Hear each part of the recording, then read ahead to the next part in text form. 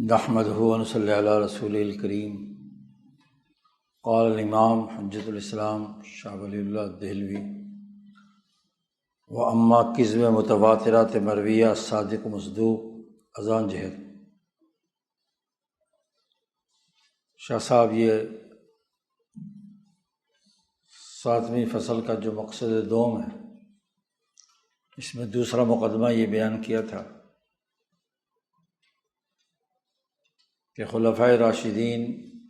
کا خلفاء ہونا اور آپ صلی اللہ علیہ وسلم کی وفات کے بعد 25 سالہ جو دور ہے، تقریباً حضرت ابوبکر صدیق، حضرت عمر فاروق، حضرت عثمان غنی کا، یہ تو دنیا عالم کی ایک ایسی تاریخ ہے جس کا کوئی منکر نہیں ہے کہ 25 سال تک وہ حکمران اور خلیفہ رہے ہیں، فرما روائے عالم رہے ہیں۔ اب اس 25 سالہ دور کی تاریخ کے بارے میں اور ان خلفاء کی خلافت کے بارے میں جو بحث زیادہ سے زیادہ کی جا سکتی ہے وہ یہ کہ کیا یہ دور صحیح تھا یا غلط۔ صحیح مانا جائے تو پھر تو بہت اچھی بات ہے اور دین کا یہی تقاضا ہے، اور اگر کوئی فرقہ اور گروہ اسے کہتا ہے کہ یہ غلط ہے تو اس سے 7 خرابیاں لازم آئیں گی۔ پہلی بات تو یہ ہے کہ قرآن حکیم اور رسول اللہ صلی اللہ علیہ وسلم کے فرمودات میں جو ان تینوں خلفاء کے بارے میں رضامندی وغیرہ کے جو بیانات موجود ہیں، تو گویا کہ آخری عمر میں اگر یہ حضرات حضور صلی اللہ علیہ وسلم کی نامزد کردہ خلیفہ کے خلاف حکومت پر قابض ہو گئے تو پھر تو قرآن کی سینکڑوں آیات کے اندر ایک بہت بڑی تدلیس لازم آئے گی کہ اللہ پاک نے ان کے اندر نعوذ باللہ کوئی خرابی تھی اور اسے چھپایا، اور یہ اللہ پاک تدلیس سے بہت ہی منزہ اور پاک ہے۔ اللہ پاک پر سب سے بڑا الزام آئے گا، اور اسی طرح رسول اللہ صلی اللہ علیہ وسلم کی جو بہت سی احادیث ہیں ان میں بھی تدلیس لازم آئے گی کہ ایک خرابی یا نعوذ باللہ ایک عیب ان حضرات میں تھا اور وہ رسول اللہ کو معلوم نہیں ہوا۔ دوسری اہم ترین قباحت یا خرابی یہ آئے گی کہ جو متواتر روایات صادق و مصدوق حضرت محمد مصطفیٰ صلی اللہ علیہ وسلم سے مروی ہیں، ان کا نعوذ باللہ جھوٹا ہونا ثابت ہوگا کہ آپ صلی اللہ علیہ وسلم نے جو ان تینوں حضرات کے بارے میں احادیث اور روایات بیان فرمائی ہیں اور وہ حد تواتر کو پہنچ چکی ہیں، کوئی ایک دو نہیں بلکہ بہت سی روایات ہیں، تو ان کا جھوٹا ہونا لازم آئے گا۔ اور جس نبی محترم کے بارے میں اللہ پاک نے کہا ہے والذی جاء بالصدق وصدق بہ، تو جو لائی سچائی کا پیغام ہے ان کو یہ قرار دینا کہ نعوذ باللہ انہوں نے کوئی جھوٹ بولا ہے، تو رسول اللہ کے جھوٹا ہونے کی بات کرنا یہ بجائے خود ایک جرم ہے۔ تو ایسا نہیں ہو سکتا کہ رسول اللہ صلی اللہ علیہ وسلم کوئی بات بیان کریں اور وہ خلاف حقیقت ہو، جھوٹ پر مبنی ہو، ایسا نہیں ہو سکتا۔ تو یہاں یہ جو دوسری قباحت ہے اسے بیان فرما رہے ہیں۔ اما کذب متواترات مرویہ الصادق و مصدوق، سچے آدمی رسول اللہ صلی اللہ علیہ وسلم جو مصدوق بھی ہیں،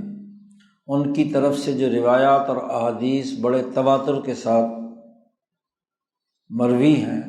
ان کا جھوٹا ہونا لازم آنا اس پہلو سے ہے ازاں جہت کہ حضرت صلی اللہ علیہ وسلم در احادیث بسیار خلافت این بزرگوان اس بات فرمودہ کہ رسول اللہ صلی اللہ علیہ وسلم نے ان تینوں بزرگوں کی خلافت میں بہت ساری احادیث بیان فرمائی ہیں، نصاً تارتاً، کبھی تو براہ راست نام لے کر ان کی خلافت کا اعلان کیا ہے، و اشارتاً اخری، اور کچھ حدیثوں میں ان حضرات کی خلافت کی طرف اشارے موجود ہیں،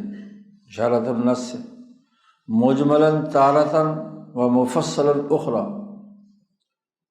کچھ احادیث میں اجمالی طور پر ان حضرات کی خلافت کا اعلان کیا ہے، اور کچھ روایات میں تفصیل کے ساتھ۔ پس این احادیث اگرچہ ہر یک خبر واحد است، ان احادیث کا اگر مطالعہ کریں تو ہر ایک جب الگ الگ ہم اس کی سند دیکھتے ہیں تو اگرچہ خبر واحد ہے، لیکن اما چون ہمارا ملاحظہ کنیم، جب ہم ان تمام پوری احادیث کا ملاحظہ کرتے ہیں اور ان کا مطالعہ کرتے ہیں، غیر محصور باشد، ایک تو وہ بے شمار ہے جن کو گنتی میں نہیں لایا جا سکتا، دوسرا وہ متفق ہیں ایک معنی پر، اور وہ معنی تمام روایات کا خلاصہ یہ ہے کہ وہاں صحت خلافت ایشاں و در خلافت خیش، وہ ان حضرات کی خلافت کے بارے میں بالکل متفق ہیں کہ ان کی خلافت صحیح ہے، بالکل درست ہے، اس بارے میں متفق ہیں کہ وہ اپنے زمانے میں یہ حضرات صحیح طور پر حق خلیفہ تھے، اپنی خلافت میں وہ کہیں ان کے اندر کوئی خرابی یا کمزوری نہیں تھی۔ تو تمام احادیث اگرچہ خبر واحد ہیں، لیکن جب مجموعی طور پر ان حد تواتر کو پہنچی ہوئی احادیث کا ہم ملاحظہ کرتے ہیں، استقراء کرتے ہیں، تو یہ بات مشترکہ طور پر تمام سے ثابت ہوتی ہے کہ یہ حضرات اپنے اپنے دور خلافت میں برحق خلیفہ تھے۔ شاہ صاحب فرماتے ہیں بیان ای مجمل کے حضرت صلی اللہ علیہ وسلم۔ اب یہاں سے شاہ صاحب نے ان تمام احادیث کوئی 10-12 کے قریب احادیث کا ذکر کیا ہے کہ جس میں نصاً یا اشارتاً رسول اللہ صلی اللہ علیہ وسلم نے ان حضرات کی اسی ترتیب خلافت کا ذکر کیا ہے۔ اگرچہ یہ تفصیلی حدیثیں پیچھے ایک مستقل فصل میں پورے حوالوں کے ساتھ شاہ صاحب بیان کر چکے ہیں، جس کا ہم پہلے مطالعہ کر چکے ہیں گزشتہ رمضانوں میں۔ یہاں شاہ صاحب مختصر ان حدیثوں کی طرف اشارہ کر رہے ہیں 2-4 جملوں میں، کیونکہ جو کتاب پڑھنے والا ہے اس کو پتہ ہے کہ یہ حدیث پیچھے تفصیل کے ساتھ پوری حدیث جو ہے وہ گزر چکی ہے، کیونکہ شاہ صاحب نے پہلے قرآنی آیات جمع کی تھیں ان خلفاء کے بارے میں، اور پھر تمام احادیث جتنی بھی ہیں وہ بھی جمع کی ہیں ایک فصل میں، وہ گزر چکی ہیں۔ شاہ صاحب کہتے ہیں کہ دیکھو کہ نبی اکرم صلی اللہ علیہ وسلم نے اس پرانے کنویں کے خواب کے حوالے سے جو تفصیلی ذکر کیا تھا کہ اس کنویں سے حضور صلی اللہ علیہ وسلم نے فرمایا تھا، تفصیلی روایت پیچھے گزر چکی ہے کہ میں نے پہلے پانی کھینچا اس کنویں سے اور لوگوں کو پلایا، میرے بعد ایک اور آدمی آیا، انہوں نے دو سال 2 ڈول کھینچے، اور اس کے بعد عمر فاروق آئے اور انہوں نے 10 سال بے شمار ڈول کھینچ کر لوگوں کو، تو تعبیر حضور صلی اللہ علیہ وسلم نے فرمائی تھی، اور اس کے بعد یہ جملہ فرمایا تھا بعد ازاں فرمود لا ادری ما بقائی فیکم، مجھے نہیں معلوم کہ میں اب کتنے دن اور زندہ رہوں گا تمہارے اندر، اب تمہارے لیے ذمہ داری ہے کہ فاقتدوا باللذین من بعد ابی بکر و عمر، میرا تو کوئی پتہ نہیں کہ میں کب تک زندہ رہوں گا، باقی رہوں گا تمہارے ہاں، لیکن میرے بعد ابو بکر و عمر کی اقتداء کرنا۔ تو اس پورے خواب کا قصہ پیچھے تفصیلی گزر چکا ہے، تو اس میں نام لے کر ابو بکر و عمر کی اقتداء کرنے کا حکم دیا ہے، اور یہ بھی کہا ہے کہ میرے بعد من بعدی، میرے بعد ابو بکر و عمر کی بات مان لینا۔ تو اپنے دور خلافت میں گویا کہ یہ دونوں حضرات برحق تھے۔ مراد است کہ باللذین یقومان من بعدی فی مقامی، اس جملے کی تشریح شاہ صاحب نے کر دی، یعنی وہ 2 آدمی جو میرے بعد میری جگہ پر قائم مقام ہوں گے، ان کی ابتدا کرنا۔ شاہ صاحب نے یہاں نحوی قانون بھی بیان کر دیا، زیرا کہ صلہ مخصص و معین موصول باشد، صلہ جو ہوتا ہے وہ موصول، اللذین موصول اسم موصول ہے، تو اس کا جو صلہ ہے اور وہ خاص ہے جی، تو اس کے بغیر وہ تبھی ہوتا ہے کہ جب وہ وجود عیشا بغیر قیام بمقام حضرت صلی اللہ علیہ وسلم مخصص و معین این ہر دو نمی توانت شد۔ ان دونوں حضرات کے بارے میں جو حضور صلی اللہ علیہ وسلم کے قائم مقام ہونے کی بات آ کر اللہ زینہ کی جو موصول کا صلہ ہے وہ واضح ہو گیا۔ وصلہ باید کے مخاطبین موصول لا با شناختہ باشن، صلہ وہ ہوتا ہے کہ جن کو مخاطب کیا گیا ہے تو وہ پہچان لیں کہ اس سے پہلے ان کا تذکرہ ہوا ہے۔ تو اس حدیث میں پہلے تذکرہ تھا کہ میں نے کچھ سال پانی نکالا اس کنویں سے، اور 2 سال ابوبکر صدیق نے نکالا، پھر عمر فاروق نے نکالا۔ جب ان کے ناموں کا پیچھے تذکرہ ہے تو اللذین کا جو ہے من بعدی وہ ابوبکر و عمر خاص صلہ لانا درست ہے۔ پس دانستہ شد کہ ذکر رویا قلیب و مانند مخاطبان شنیدہ بودن، اور یہ بات واضح ہے، سمجھ آ گئی کہ اس قلیب والے خواب میں جو ذکر کیا گیا ہے تو وہ جو مخاطبین ہیں انہوں نے یہ بات پہلے سے سنی ہوئی تھی، اس لیے ان کو بات سمجھ میں آ گئی، وہ موصول کا جو صلہ ہے اسے پہچان لیں گے۔ تو اس 2 اللذین سے مراد کون ہے؟ 2 آدمی وہ ہے۔ یہاں کہا گیا تھا کہ اقتدا کرو تم، تو یہاں اقتدا سے مراد کیا ہے؟ مراد از اقتدا، شاہ صاحب نے اس کی تشریح بھی کر دی کہ اقتدا در امور خلافت است۔ یہاں جس اقتدا کا تذکرہ ہو رہا ہے تو یہ امور خلافت، کیونکہ رسول اللہ صلی اللہ علیہ وسلم اپنی حیات مبارکہ میں جو کام سر انجام دے رہے تھے ریاست مدینہ کے سربراہ ہونے کی حیثیت سے، تو انہی میں اقتدا ہے نا۔ تو جب آپ سربراہ تھے تو ان کے بعد سربراہ ابوبکر ہے اور ان کے بعد سربراہ عمر فاروق ہے۔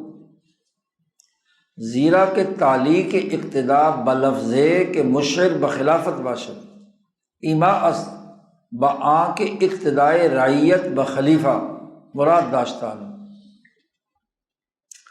جب اقتدا کا لفظ بیان کیا ہے تو اقتدا کو اس انداز میں بیان فرمانا کہ وہ خلافت کے علاوہ اور کچھ اس لیے نہیں ہو سکتا کہ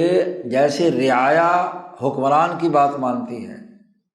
جیسے حضور صلی اللہ علیہ وسلم کی بات تمام لوگ آپ کی حیات مبارکہ میں مانتے تھے آپ کو بطور حکمران کے، تو یہ ایسے ہی ہے جیسے رعایا کو حکم دیا جائے کہ وہ اپنے بادشاہ کی بات مانے جی۔ تو اس اقتدا سے مراد یہ ہے۔ در ہمیں حدیث تعلیم قرآن و غیر عام بدیگراں حوالہ کردہ شد، پھر اسی حدیث میں قرآن پاک کی تعلیم و تربیت کے حوالے سے دوسرے حضرات کی ذمہ داریاں بتا رہے ہیں۔ مثلاً ابی بن کعب کے بارے میں کہا کہ وہ سید القراء ہے، تو قرآن پڑھنا ہو تو ان سے سیکھ لو، فقہ سمجھنی ہو تو ابن مسعود سے سیکھ لو۔ اب ان 2 حضرات کی اقتدا کس چیز میں ہے کہ جو حکمرانی ہے خلافت ہے اس میں ان کی بات مانی جائے گی۔ یا حضرت علی کے بارے میں کہا کہ وہ علم کا دروازہ ہے تو علم ان سے سیکھ لو، لیکن امور خلافت جو ہے وہ ان 2 حضرات کی اقتدا کا ذکر ہے۔ جب یہ دونوں موجود ہیں تو ان کی اقتدا کی جائے گی۔ پس مراد از اقتدا غیر فتویٰ تعلیم است۔ یہاں جو اقتدا کا لفظ جو استعمال کیا جا رہا ہے شاہ صاحب اس کی وضاحت فرما رہے ہیں، یہ تعلیم کے فتوے سے متعلق نہیں ہے۔ تعلیم سے متعلق تو جو دوسرے صحابہ ہیں ان کی ذمہ داریاں لگا دی ہیں۔ وَآ نیست الا استخلاف، تو یہاں جس اقتدا کا ذکر کیا جا رہا ہے یہ ایسے ہی ہے جیسے رعایا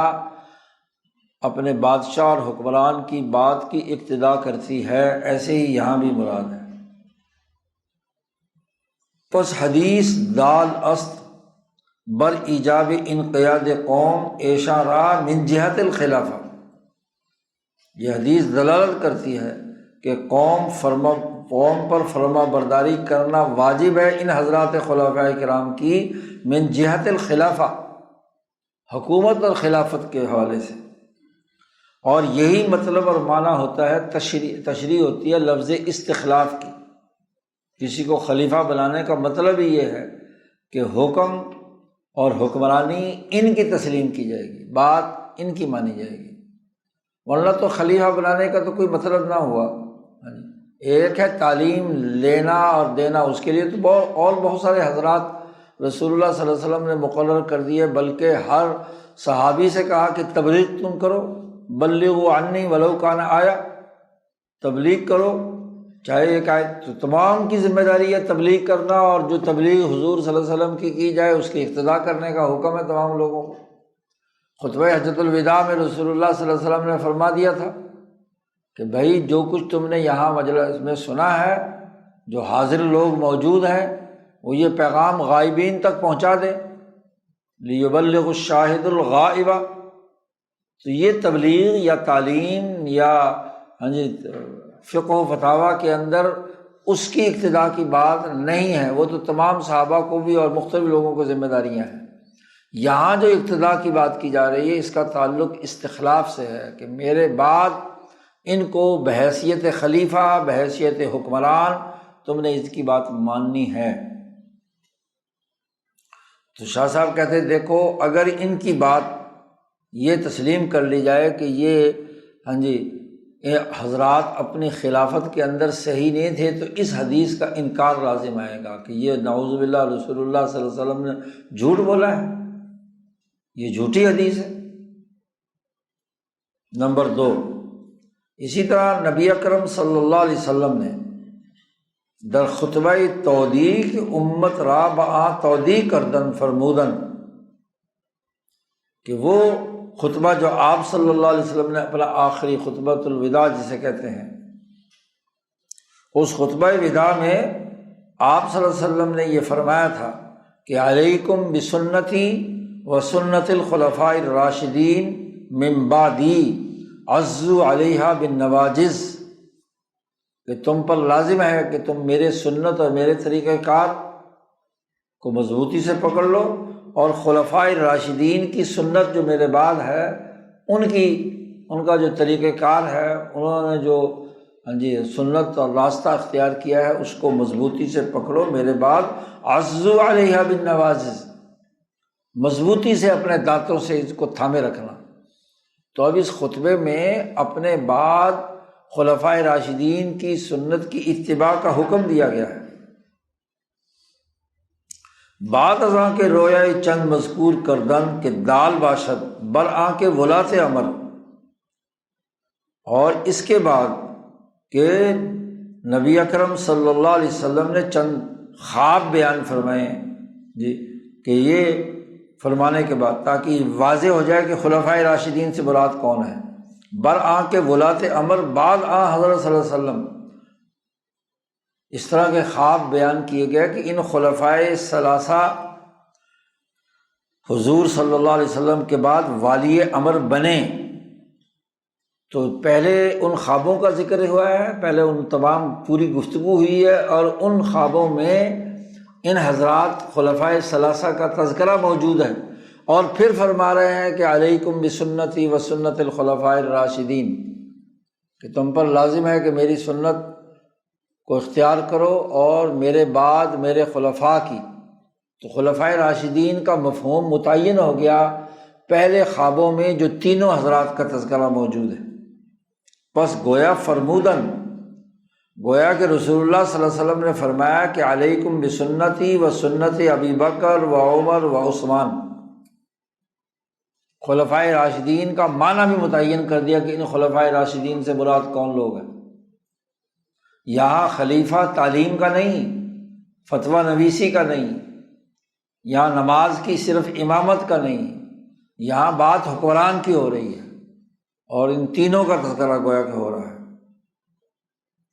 بس این قول ایجاب انقیاد قوم است، حضور صلی اللہ علیہ وسلم کا یہ قول پوری قوم پر فرما برداری کو واجب قرار دیتا ہے۔ اس خلافت کے سلسلے میں جو ان حضرات کی خلافت کا دور ہے اس کی فرما برداری کرنا، اس دور خلافت کو ماننا، یہ اس حدیث کا مطلب ہے وَهُوَ الْمَطْلُوب، یہی ہمارا مقصد ثابت کرنا ہے۔ تو پھر تو یہ حدیث جھوٹی ثابت ہوگی اگر یہ بات مان لی جائے کہ نعوذ باللہ یہ حضرات اپنی خلافت میں صحیح نہیں تھے۔ تیسری حدیث، تیسری بات کہ حضرت صلی اللہ علیہ وسلم بہت سی احادیث مستفیضہ میں، مشہور احادیثوں میں خبر دی ہے کہ رسول اللہ صلی اللہ علیہ وسلم کی وفات کے بعد آپ صلی اللہ علیہ وسلم نے فرمایا تھا کہ خلافت نبوت ہوگی اور خلافت رحمت ہوگی۔ آپ نے فرمایا تھا کہ پہلے حکومت، نبوت اور رحمت ہے، اور اس کے بعد خلافت اور رحمت ہے۔ تو خود رسول اللہ صلی اللہ علیہ وسلم کو جو 10 سالہ دور حکمرانی ہے وہ نبوت بھی ہے اور رحمت بھی ہے۔ ایسی خلافت ہے جس میں نبی محترم ہی ریاست کے سربراہ ہیں۔ اور دوسری کے بارے میں فرمایا تھا کہ خلافت و رحمت، یہ حدیث بھی تفصیل سے پیچھے گزر چکی ہے۔ اور اس کے بعد ایسی حکومت آئے گی جو انتہائی سخت ہوگی، ملک عزوز ہوگی۔ وہ آنچ متصل وفات حضرت صلی اللہ علیہ وسلم واقع شد خلافت خلفائے اربع بود، حضور صلی اللہ علیہ وسلم کی وفات سے متصل جو خلافت قائم ہوئی وہ چاروں خلفائے راشدین کی خلافت کا زمانہ ہے۔ پس خلافت عیشا خلافت نبوت و رحمت باشد، ان حضرات کی خلافت چونکہ اعلیٰ منہاج النبوہ تھی تو یہ خلافت پیچھے شاہ صاحب بحث کر چکے ہیں کہ ایک خلافت خاصہ ہے جس کو خلافت نبوت اور رحمت بھی کہتے ہیں، اور ایک خلافت عامہ ہے۔ تو خلافت خاصہ ان چاروں خلفائے راشدین کی ہے اور وہ اعلیٰ منہاج النبوہ ہے۔ تو یہ نبوت بھی ہے، رحمت بھی ہے۔ اور وہ اگر سیرت این خلفاء مشابہ سیرت انبیاء نمی بود یا با ایشا غصب خلافت را گرفتہ بودن، خلافت نبوت رہا نمی بود، اگر بالفرض یہ مان لیا جائے کہ ان حضرات کی جو خلافت کی سیرت ہے وہ درست نہیں ہے اور انہوں نے حکومت پر زبردستی قبضہ کیا تینوں حضرات نے، تو پھر تو یہ خلافت نبوت اور خلافت رحمت نہیں قرار پا سکتی۔ نعوذ باللہ حضور صلی اللہ علیہ وسلم پر جھوٹ لازم آئے گا۔ اسی طرح نبی اکرم صلی اللہ علیہ وسلم نے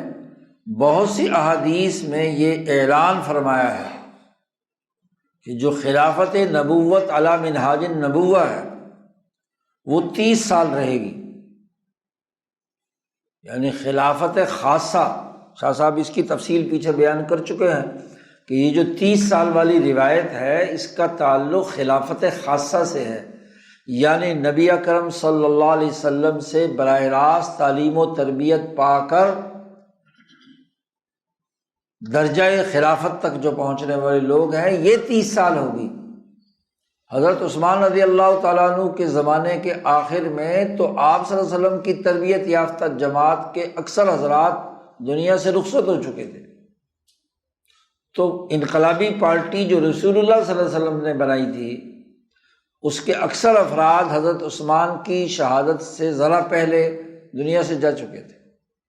حضرت علی کے دور خلافت میں تو چند صحابہ، 400-500 صحابہ تھے جو باقی رہ جاتے ہیں، چند حضرات رہ جاتے ہیں، اور وہ بھی حضرت علی رضی اللہ تعالیٰ عنہ کے دور کے اختتام تک حضرت علی کی شہادت پر ان کی اکثریت بھی دنیا سے جا چکی ہے۔ تو یہ 30 سال جو آپ صلی اللہ علیہ وسلم کی تربیت یافتہ براہ راست بنوا، اس کے بعد جتنے بھی لوگ ہیں تو وہ تو اکا دکا حضرت امیر معاویہ ہیں یا حسن و حسین ہیں یا چند حضرات ہیں، لیکن باقی جتنی بھی جماعت جو ملک کا سسٹم چلانے والی ہے جو وہ صحابہ کی تربیت یافتہ تابعین کی جماعت ہے۔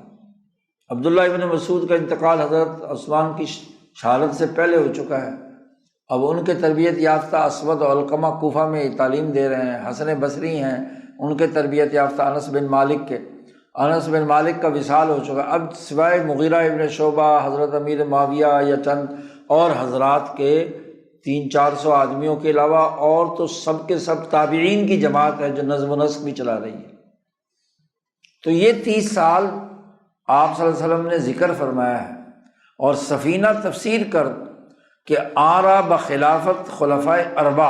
اور یہ 30 سال جو ہے خلفائے اربع کی خلافت کے ہیں۔ وہ عقل نیز برا دلالت میں کند، عقل اس بات پر بھی دلالت کرتی ہے کہ یہاں مطلق ریاست 30 سال کی نہیں ہو سکتی۔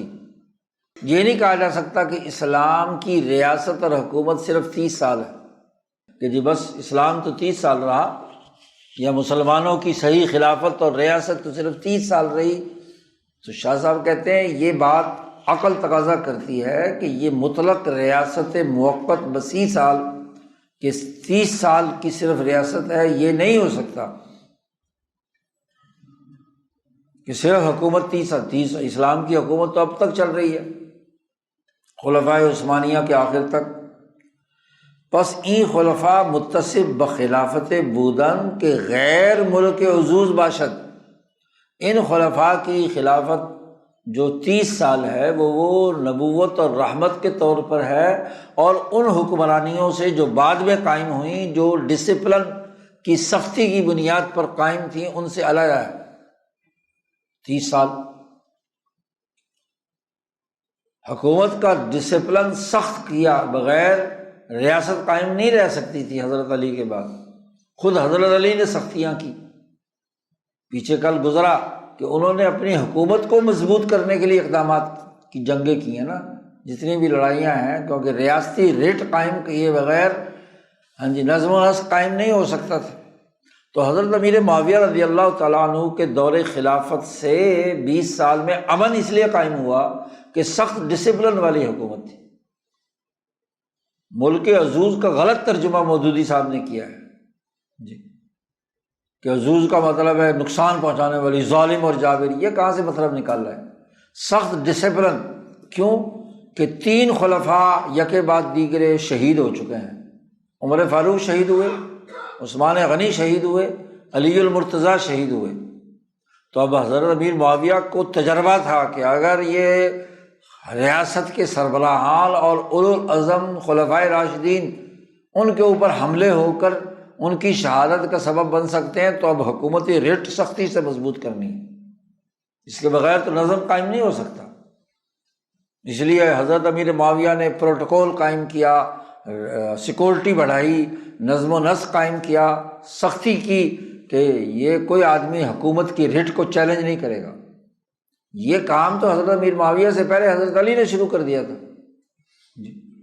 سختی کی نا۔ جنہوں نے حضرت علی کی خلافت یا حکومت نہیں مانی تو ان کے خلاف لشکر کشی کی ہے، تو یہی تو سختی ہے۔ اس کا باقاعدہ نظام بنا دیا امیر معاویہ رضی اللہ تعالیٰ عنہ نے، تو اس کو یہ کہنا کہ جی وہ ظلم و جبر کی حکومت ہو گئی۔ تو یہ جو حدیث ہے یہ دراصل واضح کر رہی ہے کہ یہ جو 30 سالہ دور ہے خلفائے راشدین کا، یہ خلافت علی منہاج النبوہ تھی اور خلافت خاصہ تھی۔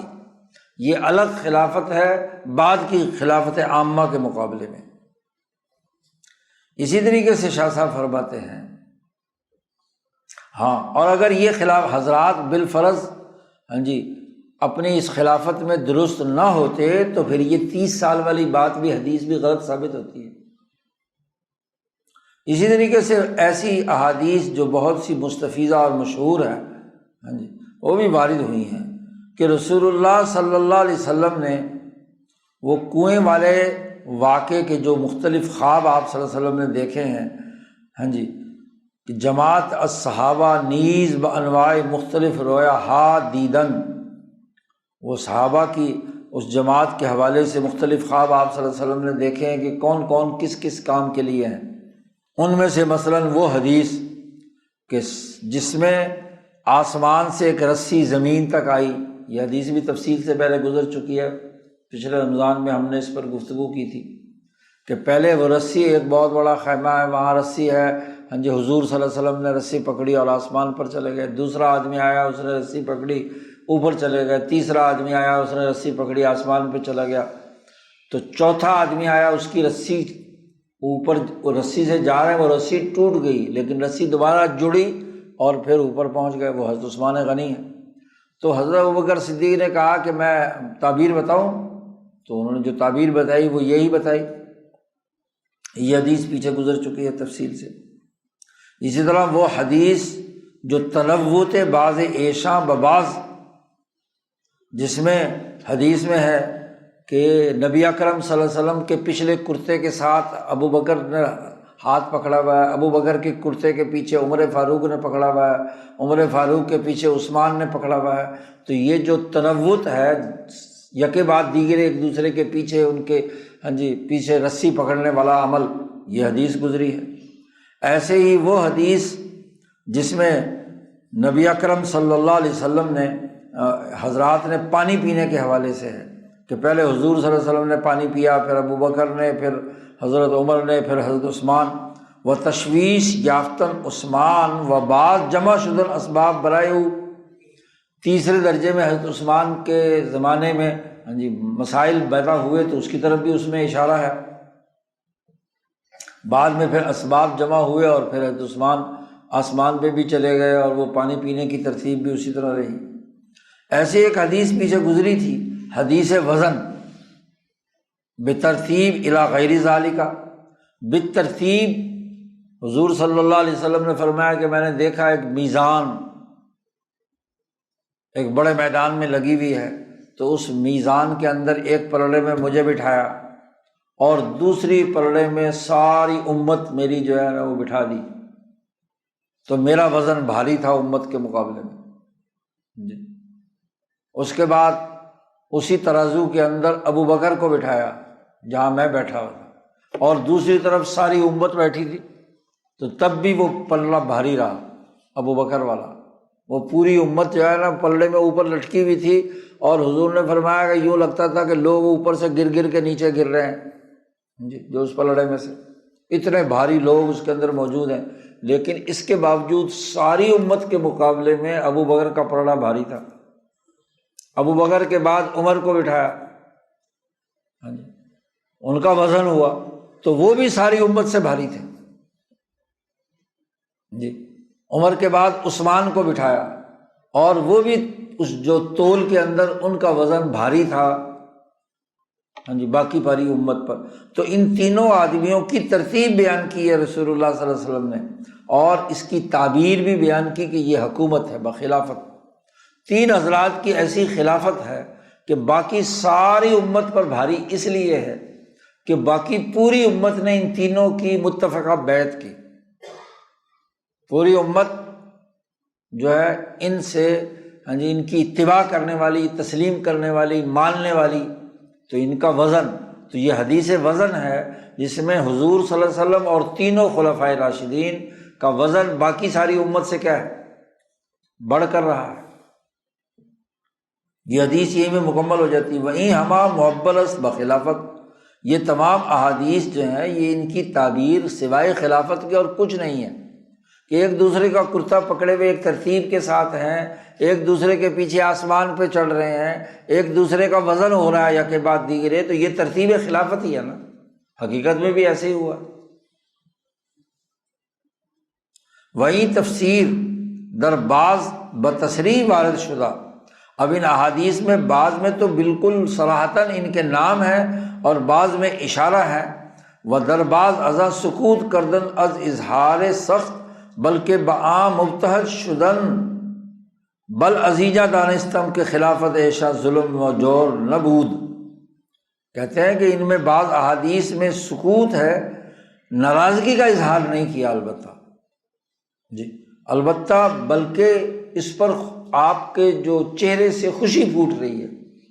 کہ یہ ترتیب، اس ترتیب سے کیا ہے خلافت قائم ہو رہی ہے۔ تو اس سے ہم سمجھیں، اس کے علاوہ اور کیا سمجھیں کہ ان حضرات کی خلافت کوئی ظلم و جبر کی نہیں تھی، وہ بالکل برحق تھی۔ چھٹی ایک اور بات بھی بیان فرمائی کہ دیکھو حضرت صلی اللہ علیہ وسلم نے در مرز آخر صدیق را امام نماز ساختن، حضور صلی اللہ علیہ وسلم نے اپنے مرز الوفات میں، آخری مرز میں صدیق اکبر کو اپنی جگہ پر امام نماز مقرر کیا۔ وہ امامت دیگرے راضی نہ شدن، اور کسی دوسرے کی امامت پر راضی نہ ہوئے، جیسا کہ تفصیل سے بخاری کی روایات وہاں پیچھے گزر چکی ہے کہ حضور صلی اللہ علیہ وسلم نے جب یہ کہا کہ ابوبکر صدیق کو کہو کہ نماز پڑھیں، تو جو آپ کے قریب بیٹھے ہوئے تھے ان لوگوں نے کہا، بلکہ عائشہ ہیں، خود عائشہ نے کہا کہ میں نے کہا کہ میرے والد جو ہیں وہ رقیق القلب ہے، آپ کو جب مصلی پر نہیں پائیں گے تو آپ رونے لگ جائیں گے، تو رونے میں نماز نہیں پڑھا سکیں گے، آپ ابو بکر اور عمر کو حکم دیں کہ وہ نماز پڑھا دیں۔ انہوں نے یہ اس انداز میں بات کی کہ باہر کسی نے سن لی اور اس نے جا کر عمر فاروق سے کہہ دیا کہ نماز پڑھائیں۔ حضور صلی اللہ علیہ وسلم نے سختی سے منع فرمایا کہ ابو بکر کے علاوہ کوئی نماز نہ پڑھائے، حتیٰ کہ عمر فاروق نے نماز شروع کی تو ان کی تکبیر کی آواز حضور صلی اللہ علیہ وسلم کے کان میں پہنچی تو حضور نے فرمایا یہ کیوں نماز پڑھا رہا، روکو اس کو، ابو بکر سے کہو کہ نماز پڑھائیں۔ عائشہ کہتی ہے میں نے حفصہ کو ساتھ ملا کر حضور سے دوبارہ کہا کہ عمر سے کہیں، عمر ذرا مضبوط اور طاقتور جلیل آدمی ہے، اس لیے وہ نماز پڑھائیں گے تو ان کو کوئی مسئلہ نہیں ہوگا، تو حضور نے پھر فرمایا کہ نہیں، ابو بکر سے کہو کہ نماز پڑھائیں۔ اپنی نماز کی امامت ابو بکر صدیق کے حوالے کی اور کسی دوسرے پر راضی نہیں ہوئے، یعنی عمر فاروق پر بھی راضی نہیں ہوئے۔ وہیں دلالت میں کنند بر استخلاف صدیق عقلاً و نقلاً، یہ امام مقرر کرنا امام نماز، یہ حضرت صدیق اکبر کی خلافت پر عقلاً بھی دلالت کرتا ہے اور نقلاً بھی دلالت کرتا ہے۔ عقلاً تو اس پہلو سے دلالت کرتا ہے کہ ریاستوں اور حکومتوں میں یہ عادت اور طریقہ کار جاری ہے کہ جس کو اپنا خلیفہ بنانا ہوتا ہے اس کو اپنے تخت پر بٹھایا جاتا ہے، بآنکھ بر تخت نشاندہ نزدیک موت، دلالت بر استخلاف میں کند۔ پہلا بادشاہ جب موت کے قریب پہنچے اور اپنی جگہ پر اپنے تخت پر کسی کو اپنا تخت پر بٹھائے تو یہ اس بات کی علامت ہوتی ہے کہ یہ کیا ہے، حکمران ہے۔ اس کے بعد وعقد لواء دلالت بر تعمیر میں نمایت و دوات و قلم دادن دلیل منصب وزارت است۔ جھنڈا جو ہوتا ہے ہر ریاست کا ایک قومی جھنڈا ہوتا ہے بادشاہ کا، وہ جھنڈا بھی دلالت کرتا ہے کہ یہ آدمی جو ہے یہ امیر ہے۔ اور پھر اگر قلم کاغذ لا کر لکھ دیا جائے تو یہ بھی دلالت ہے کس کی، وزارت کی۔ و اشارات اشارات حکم عبارات دارن، یہ تحریر لکھ کر دینا، جھنڈا عطا کرنا، اسی طریقے سے کیا ہے کسی کو اپنے تخت پر بٹھانا، یہ سب وزارت کی دلیلیں ہیں حکمران بنانے کی۔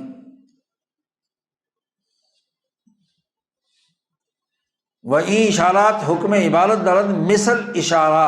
بدست و سر بجائے لا و نام، جیسے سر سے اشارہ کر کے کسی کے ہاں کہنا یا کسی کا نہ کہنا۔ اب دین اسلام کا سب سے اونچا تخت نماز کا ہے،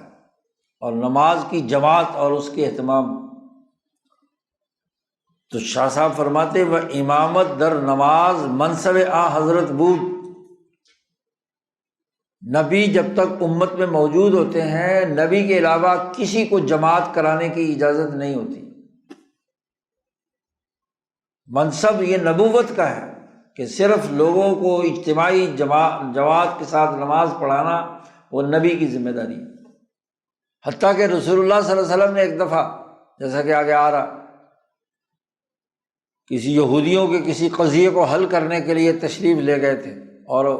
بلال سے کہہ کر گئے تھے کہ اگر مجھے دیر ہو جائے تو ابو بکر سے کہنا کہ نماز پڑھا دے، لیکن وہاں سے آپ جلدی تشریف لے آئے اور بلال نے ابو بکر سے کہا اور نماز کھڑی ہو چکی تھی۔ تو نماز کے دوران نبی اکرم صلی اللہ علیہ وسلم تشریف لائے تو پیچھے سے صحابہ نے تالیاں پیٹنی شروع کر دی۔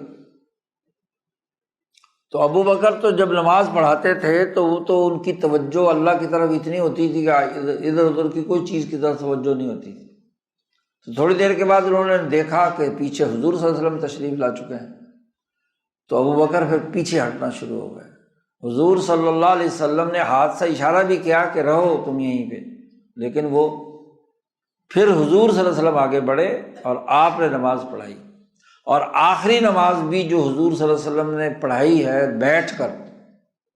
وہ بھی ابو بکر صدیق کے ساتھ۔ ہاں جی، حضرت عائشہ فرماتی ہیں کہ 2 آدمیوں کے کندھوں پر ہاتھ رکھ کر آخری نماز میں رسول اللہ صلی اللہ علیہ وسلم ابو بکر نماز پڑھا رہے تھے تو ان کے پاس جا کر بیٹھ گئے۔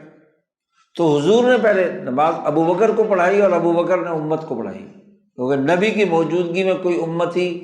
نماز کے مصلی پر نہیں کھڑا ہو سکتا۔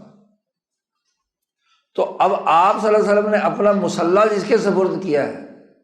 تو یہ خلافت نہیں ہے، تخت خلافت یہی تو ہے۔ دین اسلام کا تخت خلافت تو نماز کی جماعت ہے۔ تو حضور صلی اللہ علیہ وسلم نے جب صدیق اکبر کو اس منصب پر کھڑا کیا، وہ بہترین امور دین و دنیا، دین اسلام میں نماز ہی دین و دنیا کا سب سے بہتر امر ہے، پر تسلیم عام بصدیق دلیل باشد۔ حضور صلی اللہ علیہ وسلم نے اپنا مصلی جو ہے وہ صدیق اکبر کے سپرد کیا، تو یہ دلیل ہے کہ وہ ان کی جگہ پہ خلیفہ ہیں، حکمران اب وہ ہیں، ان کی بات سب لوگ مانیں گے۔ نماز میں پہلے ماننا ضروری ہے کہ جب وہ امام نماز میں اللہ اکبر پڑھے تو سب لوگ رکوع میں جائیں، اللہ اکبر سجدے کا کرے تو اس میں جائیں۔ تو جب نماز میں سر تسلیم خم ہوگا امام کی امامت کا، تو تبھی ریاست اور سیاست کے حکم میں بھی اسی کی بات مانی جائے گی۔ اور نقلاً اس طریقے سے، یہ تو عقلاً صدیق اکبر کی استخلاف اس سے ثابت ہوتا ہے، اما نقلاً پس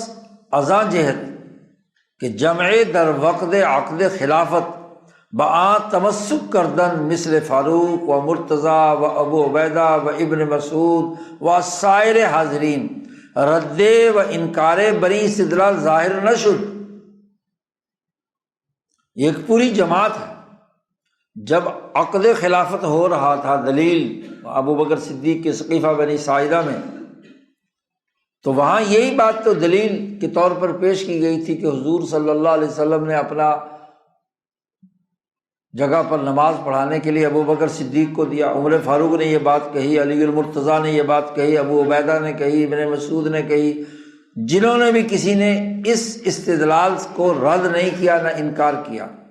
بس گویا ہما استصواب آ استدلال نمودن، گویا کہ تمام لوگوں نے اس استدلال کو تسلیم کر لیا، اس کی درستگی کو مان لیا تھا۔ شاہ صاحب کہتے ہیں کہ اگر آج کچھ لوگ یہ کہیں امروز در دلالت این فعل خفائی خیال کردہ شود، آج اس دور میں کوئی آدمی کہے کہ جی یہ تو دلیل کوئی مخفی دلیل ہے، کوئی اس میں خفا ہے، ہمیں سمجھ نہیں آتی، لیکن یہ بات طے شدہ ہے کہ عصر صحابہ میں، صحابہ کے زمانے میں اس میں کوئی خفا نہیں تھا، اسی لیے تمام صحابہ نے بیعت کی ابو بکر صدیق رضی اللہ تعالیٰ عنہ کی۔ وہ مثل این اشارات مختلف میں شبت دلالت ہو باختلاف عادات و اصول، اور یہ جو کوئی کہے کہ جی ہمیں تو یہ اشارہ سمجھ نہیں آ رہا کہ نماز پڑھانے سے بندہ خلیفہ کیسے بن جاتا ہے، تو تمہیں سمجھ نہیں آ رہا تو تمہارے زمانے کا مسئلہ ہے، صحابہ نے تو اس سے یہی سمجھا ہے۔ تو زمانے کی عادات و اطوار کے بدلنے سے کیا ہے، اشارے بھی بدل جاتے ہیں، تو اس اشارت النص کو صحابہ نے تو اسی طرح سمجھا ہے۔ 7ویں حدیث بیان کی ہے کہ آ حضرت صلی اللہ علیہ وسلم نے اس سائلہ خاتون سے فرمایا تھا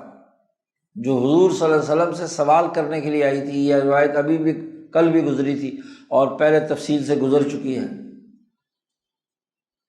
حضور صلی اللہ علیہ وسلم نے بحرین کے مال میں سے اسے کچھ دیا، محتاج خاتون تھی، اور اس کو کہا کہ پھر بھی اگر تمہیں ضرورت ہو تو پھر آ کر لے جانا۔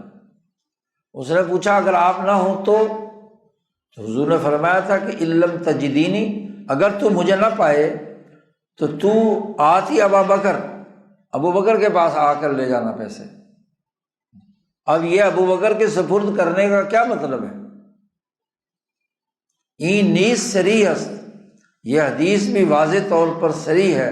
کہ درآں کے خلافت بعد آ حضرت صلی اللہ علیہ وسلم بس صدیق راجے شود،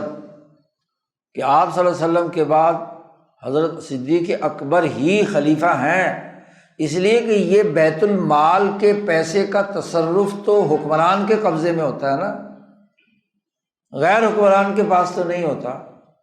تو یہ بھی تو خلافت کی دلیل ہے، یعنی مالی اختیارات۔ آج کی دنیا میں حکومتوں کو بجٹ بنانے اور مالی اختیارات استعمال کرنے کا حق ہوتا ہے، اس کے بغیر تو حکومت دو ہی باتوں میں ہوتی ہے، یا سیاسی فیصلے انتظامی فیصلے کرنے کی، اور یا مالیاتی فیصلے کرنے کی۔ حکومت کی طے کردہ مالیاتی پالیسی کو چیلنج نہیں کیا جا سکتا جی۔ تو یہاں گویا کہ بیت المال میں اختیار ابو بکر کو دیا جا رہا ہے، تو یہ خلافت ہی تو ہے، اور کیا ہے؟ تصرف در بیت المال خلیفہ کے خواص میں سے، حکمران کے خواص میں سے ہے مالیات کا تصرف، سیاسی نظام میں لازمی اور ضروری۔ تو گویا کہ یہ حدیث واضح طور پر ابو بکر کو حضور صلی اللہ علیہ وسلم کے بعد خلیفہ ہونے کی بات کر رہی ہے، تو پھر تو یہ حدیث بھی جھوٹی ثابت ہوگی اگر ان کے بارے میں غلط تصور رکھا جائے۔ 8ویں حدیث، آخری خطاب جو نبی اکرم صلی اللہ علیہ وسلم نے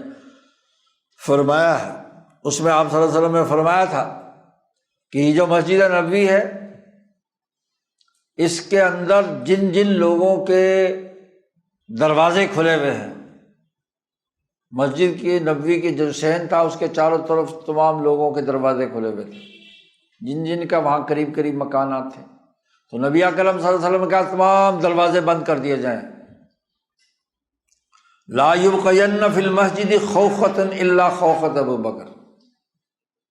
ابو بکر کا دروازہ کھلا رہے گا۔ ان کا گھر بھی یہ باب السلام کی طرف جو داخل ہوتے ہیں تو یہیں پہ وہ لکھا ہوا بھی ہے خوخہ ابو بکر۔ جن لوگوں نے عمرہ کیا ہے یا حج کیا ہے تو مسجد نبوی میں جی محراب کے جو بائیں طرف والا حصہ ہے جی، تو وہاں حضرت ابو بکر صدیق کا گھر تھا۔ تو حضور صلی اللہ علیہ وسلم نے فرمایا کہ باقی تمام لوگوں کے دروازے بند کر دو، اور ابو بکر کا خوخہ جو ہے ان کا دروازہ بند نہیں کرنا۔ شاہ صاحب کہتے ہیں یہ حدیث دلالت کرتی ہے خلافت صدیق سے، کیونکہ خلیفہ کو، حکمران کو، اس کا دفتر تو مسجد ہی تھی نا، تو اس کو مسجد میں آنے جانے میں سہولت ہو کہ اس کا دروازہ گھر کے مسجد کے اندر کھلا ہوا ہو۔ باقی سب لوگ حکمران نہیں ہیں، اس لیے ان کے دروازے بند کرا دیے۔ علماء درین دلالت دو وجہ نقل میں کنن، علماء کرام نے اس حدیث سے دلالت کی دو وجہ نقل کی ہیں۔ قیل لأن الخلیفۃ یحتاج الی الاکثار من دخول المسجد، کہ جو خلیفہ ہوتا ہے اس کو کثرت سے مسجد میں کیا ہے آنے جانے کی ضرورت پیش آتی ہے، نماز پڑھانے کے لیے اور باقی مسائل کو حل کرنے کے لیے، کیونکہ مسجد ہی عدالت تھی، مسجد ہی فوجیوں کا نظم و نسق قائم کرنے کا تھا، مسجد ہی بیت المال لشدت احتیاجہ الی ملازمت المسجد، کیونکہ خلیفہ کو زیادہ ضرورت پیش آتی ہے مسجد میں آنے جانے کی، تاکہ وہ ان کو نماز پڑھائے، ان کو حکم دے، ان کو روکے، ان کے فیصلے کرے۔ وَكَانَ النَّاسُ فِي زَمَنِ الْأَوَّلِ لَا يَقْضُونَ إِلَّا فِي الْمَسْجِدِ، اور زمانے اول میں تو اسلام کے جتنے بھی فیصلے ہوتے تھے مسجد میں ہی ہوتے تھے، اور باقی لوگوں کا جو دروازہ بند کیا گیا ہے لِأَنَّهُ إِشَارَةٌ إِلَى سَدِّ رَغَبَاتِ النَّاسِ فِي الْخِلَافَةِ، ان کے دروازے بھی بند کر دیے، اور اس بات کو بھی روکنا مقصود تھا اس سے کہ کوئی اور آدمی اپنے دل میں حکومت اور خلافت کی خواہش مت پالے، کسی اور کے دل میں یہ خیال نہ پیدا ہو کہ مجھے کیا ہے، مجھے بھی خلافت مل سکتی ہے۔ اس بات کا بھی اعلان تھا کہ ابو بکر کا دروازہ کے علاوہ باقی سب کے دروازے بند کر دو۔ 9ویں حدیث حضرت عائشہ صدیقہ رضی اللہ تعالیٰ عنہا ذکر کرتی ہیں کہ نبی اکرم صلی اللہ علیہ وسلم نے اپنی موت سے ذرا پہلے فرمایا تھا کہ لقد ہممت ان ادعو اباکی و اخاکی، یہ بھی تفصیلی حدیث پیچھے گزر چکی ہے کہ حضرت عائشہ سے کہا تھا کہ میرا ارادہ تھا کہ تیرے ابا کو اور تیرے بھائی کو بلاؤں، ابو بکر کو بلاؤں اور تیرے بھائی کو بلاؤں، اور اس کے سامنے اس بات کا اعلان کر دوں کہ میرے بعد میرا خلیفہ ابو بکر ہوگا۔ وہی حدیث صریح است در آن کے مقصود حضرت صلی اللہ علیہ وسلم استخلاف صدیق بودا، کہ ابو بکر صدیق کی خلافت پر یہ حدیث بالکل واضح ہے، لیکن حضور صلی اللہ علیہ وسلم پہلے کروٹ لے کے لیٹ گئے اور آپ صلی اللہ علیہ وسلم نے فرمایا تھوڑی دیر بعد کہ نہیں بلانے کی ضرورت نہیں ہے، اللہ تبارک و تعالیٰ اور مومنون ابو بکر کے علاوہ کسی کو خلیفہ نہیں مانیں گے، یا اب اللہ الا ابا بکر والمومنون،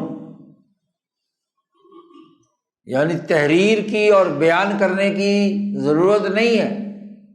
مجھے پوری تکفل الہی کا لفظ پیچھے شاہ صاحب نے استعمال کیا تھا کہ اللہ تعالیٰ ہی کفیل ہے،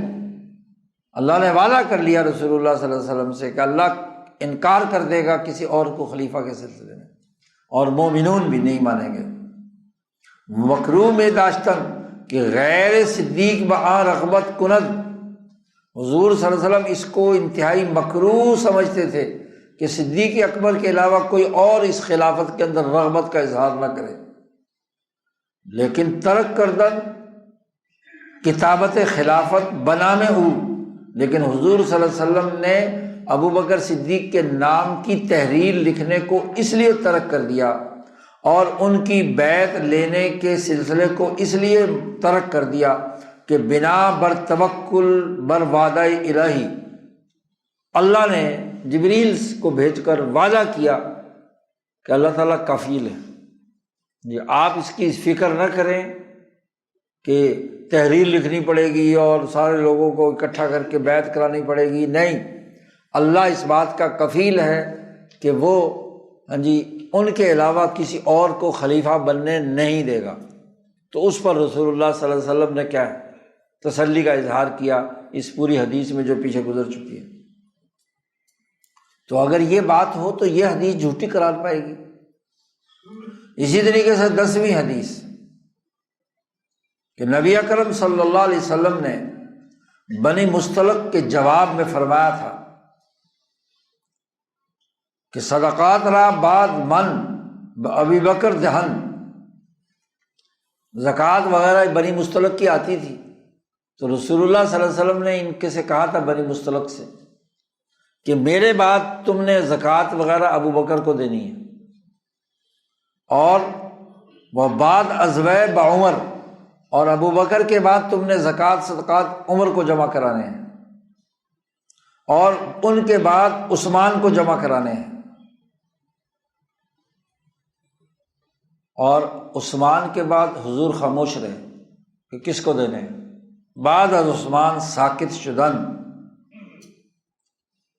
3 آدمیوں کو یکے بعد انہوں نے بار بار پوچھا نا کہ آپ کے بعد کس کو دیں، تو انہوں نے کہا ابو بکر کو، انہوں نے کہا ان کے بعد کس کو دیں، تو حضور نے فرمایا عمر کو، عمر کے بعد کس کو دیں، انہوں نے کہا کہ عثمان کو، اور اس کے بعد خاموش رہے۔ یہ روایت پیچھے تفصیل سے گزر چکی ہے۔ اور شاہ صاحب کہتے ہیں کہ لوگوں سے زکوٰۃ وصول کرنا، ان کے فنڈ اکٹھا کرنا، اخذ صدقات، یہ بھی حکومت کے کاموں میں سے ایک کام ہے۔ حکومت کو یہ اختیار ہے کہ لوگوں سے ٹیکس لے سکے، جیسے حکومت کا اختیار مال کے خرچ کرنے میں ہے، حکومت نام ہی اس کا ہے۔ شاہ صاحب نے پیچھے بحث کیا اور ازالت حجت اللہ میں بھی یہ بات بیان کی ہے کہ اس کا کام ہی ٹیکس وصول کرنا اور اس کے خرچ کا نظام بنانا اجتماعی فلاح و بہبود کے لیے۔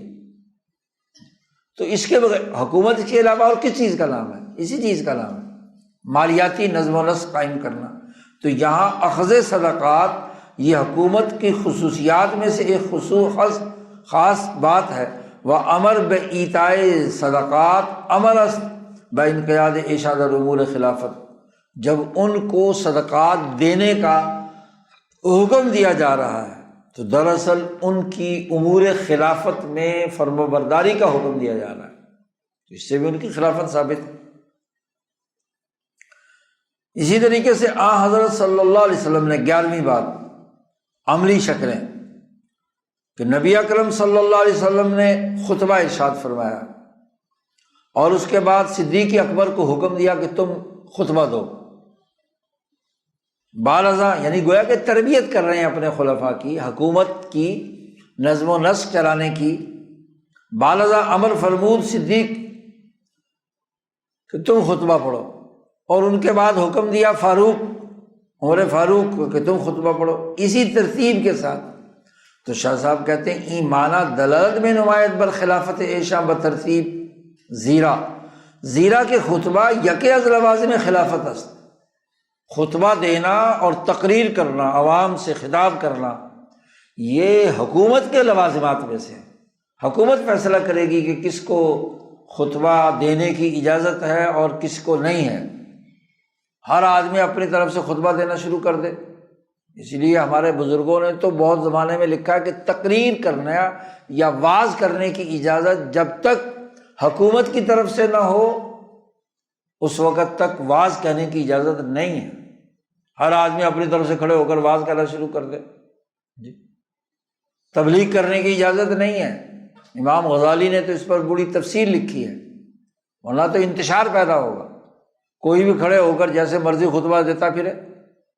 خطبوں کو کسی نظم و نسق میں آنا ہے تو اجازت کے بغیر خطبہ نہیں ہو سکتا، تو یہ لوازم خلافت میں سے۔ اسی طریقے سے دیکھیے عملی باتیں کہ جب مسجد نبوی تعمیر ہو رہی تھی تو وہاں اینٹ رکھنے کا معاملہ شاہ صاحب نے اس سے بھی استدلال کیا، نہادن احجار مسجد بترتیب، کہ پہلے حضور صلی اللہ علیہ وسلم نے پتھر رکھا، پھر حضور نے حکم دیا ابوبکر صدیق کو کہ تم پتھر رکھو،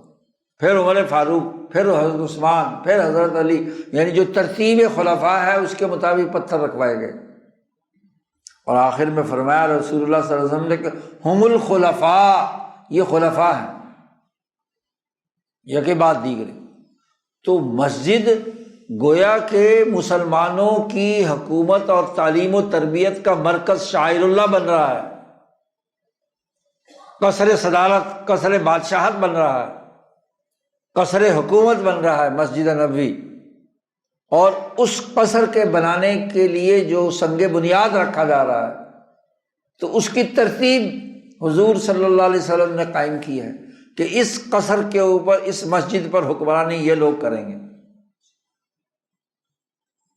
تو شاہ صاحب نے یہ بھی استدلال کر دیا ہم الخلفاء دلالت میں کنند برآں کے خلافت ایشا منعقد است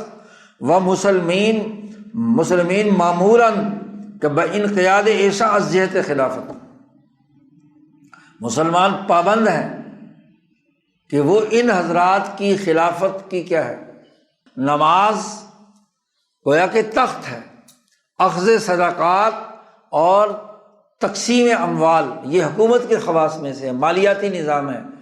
تو سیاست کی جتنی عملی شکلیں ہیں وہ نبی اکرم صلی اللہ علیہ وسلم ان حضرات سے کروا رہے ہیں، تو یہ خلافت برحق نہیں ہے۔ پھر ایک عجیب بات استدلال کی شاہ صاحب نے، وعجب از کسے کے، یہاں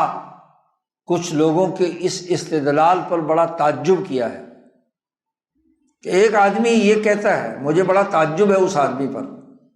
جو اللہ تعالیٰ کی اس آیت للفقراء الذین احصروا فی سبیل اللہ، کہ یہ وہ جو اللہ کے راستے میں روک دیے گئے، یعنی جن کے مال مکہ میں رہ گئے اور وہ یہاں فقیر ہیں، ان کے بارے میں اللہ نے آگے حکم بیان کیا ہے۔ تو اس آیت سے استدلال کرتے ہیں کہ وہ جو ان کی مکہ میں ملکیت تھی وہ کفار کے پاس چلی گئی، کیونکہ جب وہاں سے ادھر آئے تو مال و دولت وہاں رہ گئے، فقیر ہے۔ وہی استدلال کرتے ہیں کہ کفار کی ملکیت میں چلا گیا تھا مال، اس لیے یہ فقیر ہیں۔ مثلاً امیر معاویہ جب مسلمان ہوئے تو ابھی تک ابو سفیان تو مسلمان نہیں ہوئے تھے، تو وہاں تو مالدار باپ کے اور مکہ کی ریاست کے سربراہ کے بیٹے تھے۔ جب مدینہ منورہ میں آئے فتح مکہ سے پہلے، تو ان کے پاس کوئی مال نہیں تھا، للفقراء میں شامل تھے وہ اس وقت۔ وہ خاتون جو نکاح کے بارے میں حضور صلی اللہ علیہ وسلم سے مشورہ کرنے آئی تھی کہ مجھے پاس پیغام نکاح 2 آدمیوں کے آئے ہیں، ایک معاویہ بن ابی سفیان اور ایک ابو جہم کے بارے میں، تو حضور صلی اللہ علیہ وسلم نے مشورہ کیا کہ میں ان میں سے کس کے ساتھ شادی کروں؟ تو حضور صلی اللہ علیہ وسلم نے فرمایا کہ وہ جو ابو جہم ہے وہ تو اس کے کندھے پہ ہر وقت ڈنڈا رکھا ہوتا ہے، وہ تو پٹائی کے علاوہ بات نہیں کرتا، اور اما معاویہ فہو صعلوق لا مال لہ، معاویہ تو فقیر آدمی، اس کے پاس تو مال ہی کوئی نہیں ہے، پیسے دینے کے اس کے پاس پیسے نہیں ہیں، وہ تو فقیر مسکین مسجد میں صفہ میں رہتا ہے۔ تو حضور صلی اللہ علیہ وسلم نے بتلایا کہ وہ تو فقیر ہے۔ اب اس سے استدلال کیا جاتا ہے کہ معاویہ کے جو مال مکہ میں موجود تھا وہ چونکہ کافروں کی ملکیت میں منتقل ہو گیا، تو شاہ صاحب کہتے ہیں کہ اس حدیث یا جو بھی فقراء تھے فقراء مہاجرین، تو اس سے ایک آدمی یہ استدلال تو کرتا ہے احصروا فی سبیل اللہ سے اور فقراء سے کہ ان کا جو مال مکہ میں تھا وہ کافروں کو منتقل ہو گیا، اس لیے ان کے پاس مال نہیں ہے۔ لیکن نبی اکرم صلی اللہ علیہ وسلم کے اس قول سے استدلال نہیں کرتا کہ ہم الخلفاء، جہاں صراحۃ النص موجود ہے، ہم الخلفاء کا لفظ ہے، اس استدلال کو قبول کرنے کے لیے تیار نہیں ہے اور ان کی بات ماننے کو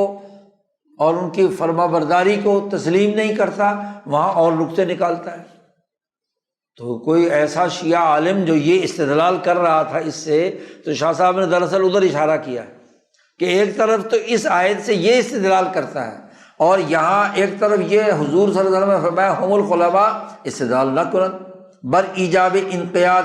کہ ان خلفائے راشدین کی فرما برداری کرنی ہوگی اور امور خلافت میں ان کی پابندی کرنی ہوگی۔ تو شاہ صاحب کہتے ہیں کہ دیکھو، جب پتھر رکھوائے جس ترتیب کے ساتھ مسجد کے، اور پھر اس پر کہا کہ یہ ہم الخلفاء ہیں، یہ میرے خلفاء ہیں، تو گویا کہ مسجد از شعائر اسلام است، مسجد شاعر اسلام میں سے ہے اور دین کی صورت اسی سے وابستہ ہے۔ وَأَسَاسًا اساس نہادن آ کنایا است، پتھر رکھوانا بنیاد رکھنا کنایا تھا کہ قیام بامر دین و این صورت را خدا تعالیٰ ظاہر فرمود، ہاں کہ قیام امر دین اسی سے ہے، پتھر رکھوانے سے، اساس سے، بنیاد رکھنے سے، سنگ بنیاد سے، تو گویا کہ دین کی قیام، تو جس ترتیب سے ان سے پتھر رکھوائے تو اسی ترتیب سے وہ کیا ہے، خلیفہ بنے۔ اور این صورت خدائے تعالیٰ ظاہر فرمود، اور اللہ تعالیٰ نے اسی صورت میں ظاہر ہوا کہ اس مسجد نبوی کا پہلا امام رسول اللہ صلی اللہ علیہ وسلم، ان کے بعد ابو بکر صدیق، پھر ان کے بعد عمر فاروق، پھر ان کے بعد عثمان غنی، اس مسجد میں ترتیب ان چاروں حضرات نے کیا ہے، نمازیں پڑھائی، اور ان سے اسی ترتیب سے رکھوایا گیا تھا، تا پیغمبر بر حقیقت امر مطلع شود، اللہ تعالیٰ نے صورت ظاہر فرما دی تو آپ صلی اللہ علیہ وسلم اس حقیقت پر آپ دیکھیے کہ جتنے بھی کام ہیں یہ حضور صلی اللہ علیہ وسلم کی سیاست اور فرما روائی سے متعلق، مسجد کا بنانا، یہ وہ ولی اللہ فکر ہے جو عام طور پر علماء نظر انداز کر دیتے ہیں۔ مسجد کا سنگ بنیاد رکھوانا، مصلی پر اپنی جگہ پر بتانا، یعنی گویا کہ مصلی تخت خلافت ہے، امامت کا مصلی، نماز وہ سیاسی عمل ہے جو اجتماعیت قائم کرنے کا مرکز اور منبع ہے، تو یہ ساری چیزیں خلافت اور سیاست سے متعلق ہے۔ اسی طرح شاہ صاحب کہتے ہیں یہ بالکل اسی طریقے سے ہے کہ صلح حدیبیہ کے موقع پر جب رسول اللہ صلی اللہ علیہ وسلم حدیبیہ پہنچے تو ایک دم حضور صلی اللہ علیہ وسلم کی اونٹنی بیٹھ گئی، از نشستن ناقہ مطلع حضور صلی اللہ علیہ وسلم اونٹنی کے بیٹھنے سے اس بات پر مطلع ہو گئے تھے کہ اب یہاں صلح کر لینی چاہیے۔ یہ علامت تھی، نشانی تھی کہ اونٹنی اس سے آگے بڑھ ہی نہیں رہی تھی۔ تو یہ حضور صلی اللہ علیہ وسلم کو جیسے اس کے ذریعے سے یہ پتہ چل گیا، ایسے ہی یہ پتھر رکھوانے کی ترتیب منکشف ہو گئی حضور صلی اللہ علیہ وسلم پر کہ یہ میرے خلفاء۔ اسی طریقے سے شاہ صاحب فرماتے ہیں کہ شواہد نبوت جو مولانا عبد الرحمن جامی رحمۃ اللہ علیہ کی کتاب ہے، اس کی قسم دوم کے رکن خامس میں یہ قصہ مذکور ہے ایک شخص کا کہ آن حضرت صلی اللہ علیہ وسلم نے اس کو چند اونٹ کھجوروں کے ڈلے ہوئے دیے، چند شتر بار خرما بعوداد، اور فرمود اس سے فرمایا کہ بعد از من ابو بکر و بعد از ابو بکر عمر و بعد از عمر عثمان ترا خواہن داد، جتنے میں نے تجھے اونٹ دیے نا کھجوروں کے، میرے بعد ابو بکر بھی تجھے اتنے اونٹ دے دیں گے اپنے زمانے، کیونکہ ظاہر ہے کہ کھجور ایک ایسی فصل تھی کہ جو پورے سال لوگوں کے کھانے پینے کے لیے کام آتی تھی۔ تو سالانہ جو خرچ ہے کسی آدمی کا، تو حضور صلی اللہ علیہ وسلم نے فرمایا میں نے تجھے دیے ہیں، میرے بعد ابو بکر 1 سال کا خرچہ وہ دیں گے 2 سال تک، پھر عمر فاروق، اور عمر فاروق کے بعد عثمان غنی بھی تجھے دیں گے۔ اب اس قصے میں یعنی اس کھجوروں کے دینے کے قصے میں ترتیب کیا ہے؟ تو حکمران ہی ہوتا ہے نا جو لوگوں کے کھانے پینے کا بندوبست کرتا ہے، ان کے کھانے پینے کا بندوبست کیا تو گویا کہ خلیفہ ہے۔ اسی طریقے سے ایک دیہاتی کا قصہ بھی لکھا ہے کہ چند شتر بدست حضرت صلی اللہ علیہ وسلم بفروخت، کہ ایک دیہاتی نے اپنے چند اونٹ نبی اکرم صلی اللہ علیہ وسلم کے ہاتھ فروخت کیے، تو حضرت صلی اللہ علیہ وسلم نے اس دیہاتی سے فرمایا کہ اگر مجھے کوئی حادثہ آ جائے، مرا حادثہ افتد، ابو بکر سمنے دہد، ان اونٹوں کے پیسے ابو بکر تمہیں دے دے گا۔ ظاہر ہے کہ وہ اونٹ آپ نے جہاد کے لیے لیے تھے، لشکر کشی کے لیے، ریاستی نظم و نسق کے لیے دیے تھے، تو میرے بعد اگر مجھے کوئی حادثہ ہو گیا تو ابو بکر پیسے دے گا، اور اگر ابو بکر کو کوئی حادثہ ہو گیا تو عمر تمہیں دے گا۔ تو یہ ترتیب خلافت کی نہیں تو اور کیا ہے؟ یعنی بحیثیت حکمران حضور صلی اللہ علیہ وسلم کسی سے اونٹ خرید رہے ہیں اور اس کے پیسے ادا کرنے ہیں، تو اپنے خلیفہ کی ذمہ لگا رہے ہیں نا کہ میرے بعد یہ پیسے دے گا، اس کے بعد یہ پیسے دے گا۔ اسی طریقے سے حنین کے دن، جنگ حنین کے موقع پر جندب رضی اللہ تعالیٰ عنہ نے رسول اللہ صلی اللہ علیہ وسلم سے پوچھا تھا کہ آپ کے معزز ترین صحابہ کون کون سے ہیں، گرامی ترین اصحاب تو کیس کہ قائم مقام تو باشد، کہ آپ کے قائم مقام ہو سکیں وہ، تو فرمایا کہ ابو بکر قائم مقام من باشد، میرے بعد میرا قائم مقام ابو بکر، اور وہ عمر دوست من است، براستی سخن میں گوید، عمر میرا دوست ہے، وہ بالکل صحیح بات کہتا ہے، سچی بات، کھری بات کہتا ہے ہر ایک کے منہ میں۔ وہ عثمان از من است، عثمان مجھ میں سے ہے، اور علی وہ تو میرا بھائی ہے، علی برادر من است، علی میرا بھائی ہے۔ تو چاروں کی ترتیب جس ترتیب سے بیان کیا ہے، پوچھا یہ گیا تھا کہ آپ کا قائم مقام کون بن سکتا ہے، کون ہے اصحاب میں سے، تو حضور صلی اللہ علیہ وسلم نے یہ ترتیب بیان کی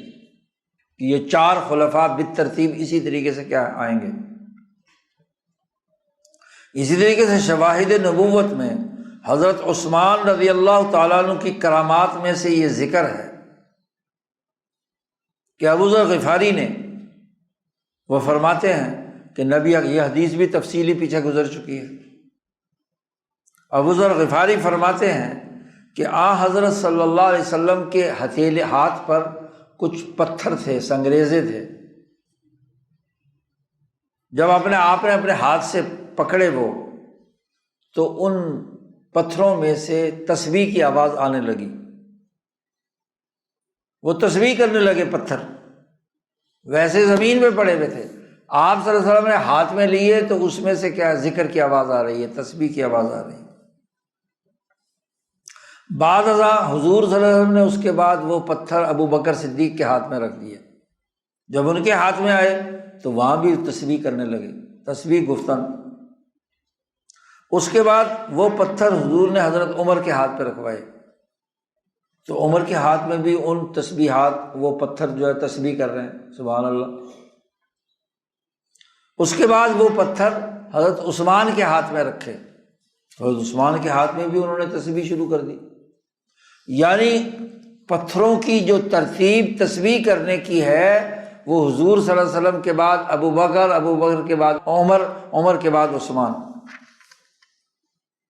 تو یہ ترتیب تینوں خلفاء کی اسی طریقے سے۔ اور اسی موقع پر مذکور ہے وہم دری محل مذکور است کہ شہید از شہدائے یمامہ بعد مردن تکلم کردہ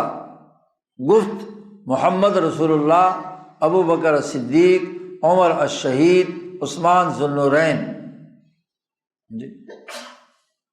وہ جو جنگ یمامہ میں شہید تھے، اس کی تفصیلی قصہ بھی پیچھے بیان ہو چکا ہے، تو وہ سب سے پہلے انہوں نے، شہید ہونے والے نے یہ بات کہی کہ محمد تو اللہ کے رسول ہیں، ابو بکر الصدیق ہیں، عمر الشہید ہیں، اور عثمان ذو النورین ہیں۔ تو اسی ترتیب سے بات بیان ہوئی۔ پھر یہ پوری ترتیب بیان کرنے کے بعد شاہ صاحب فرماتے ہیں کہ خاص طور پر ان خلفاء میں جو شیخین ابو بکر و عمر ہیں، شیخین را نزدیک خدای تعالی منزلت عظیمہ بود زیادہ از منظر سائر صحابہ، کہ یہ جو شیخین ابو بکر و عمر ہیں، اللہ تعالیٰ کے ہاں ان کا بہت اونچا مقام ہے بالمقابل باقی تمام صحابہ کے۔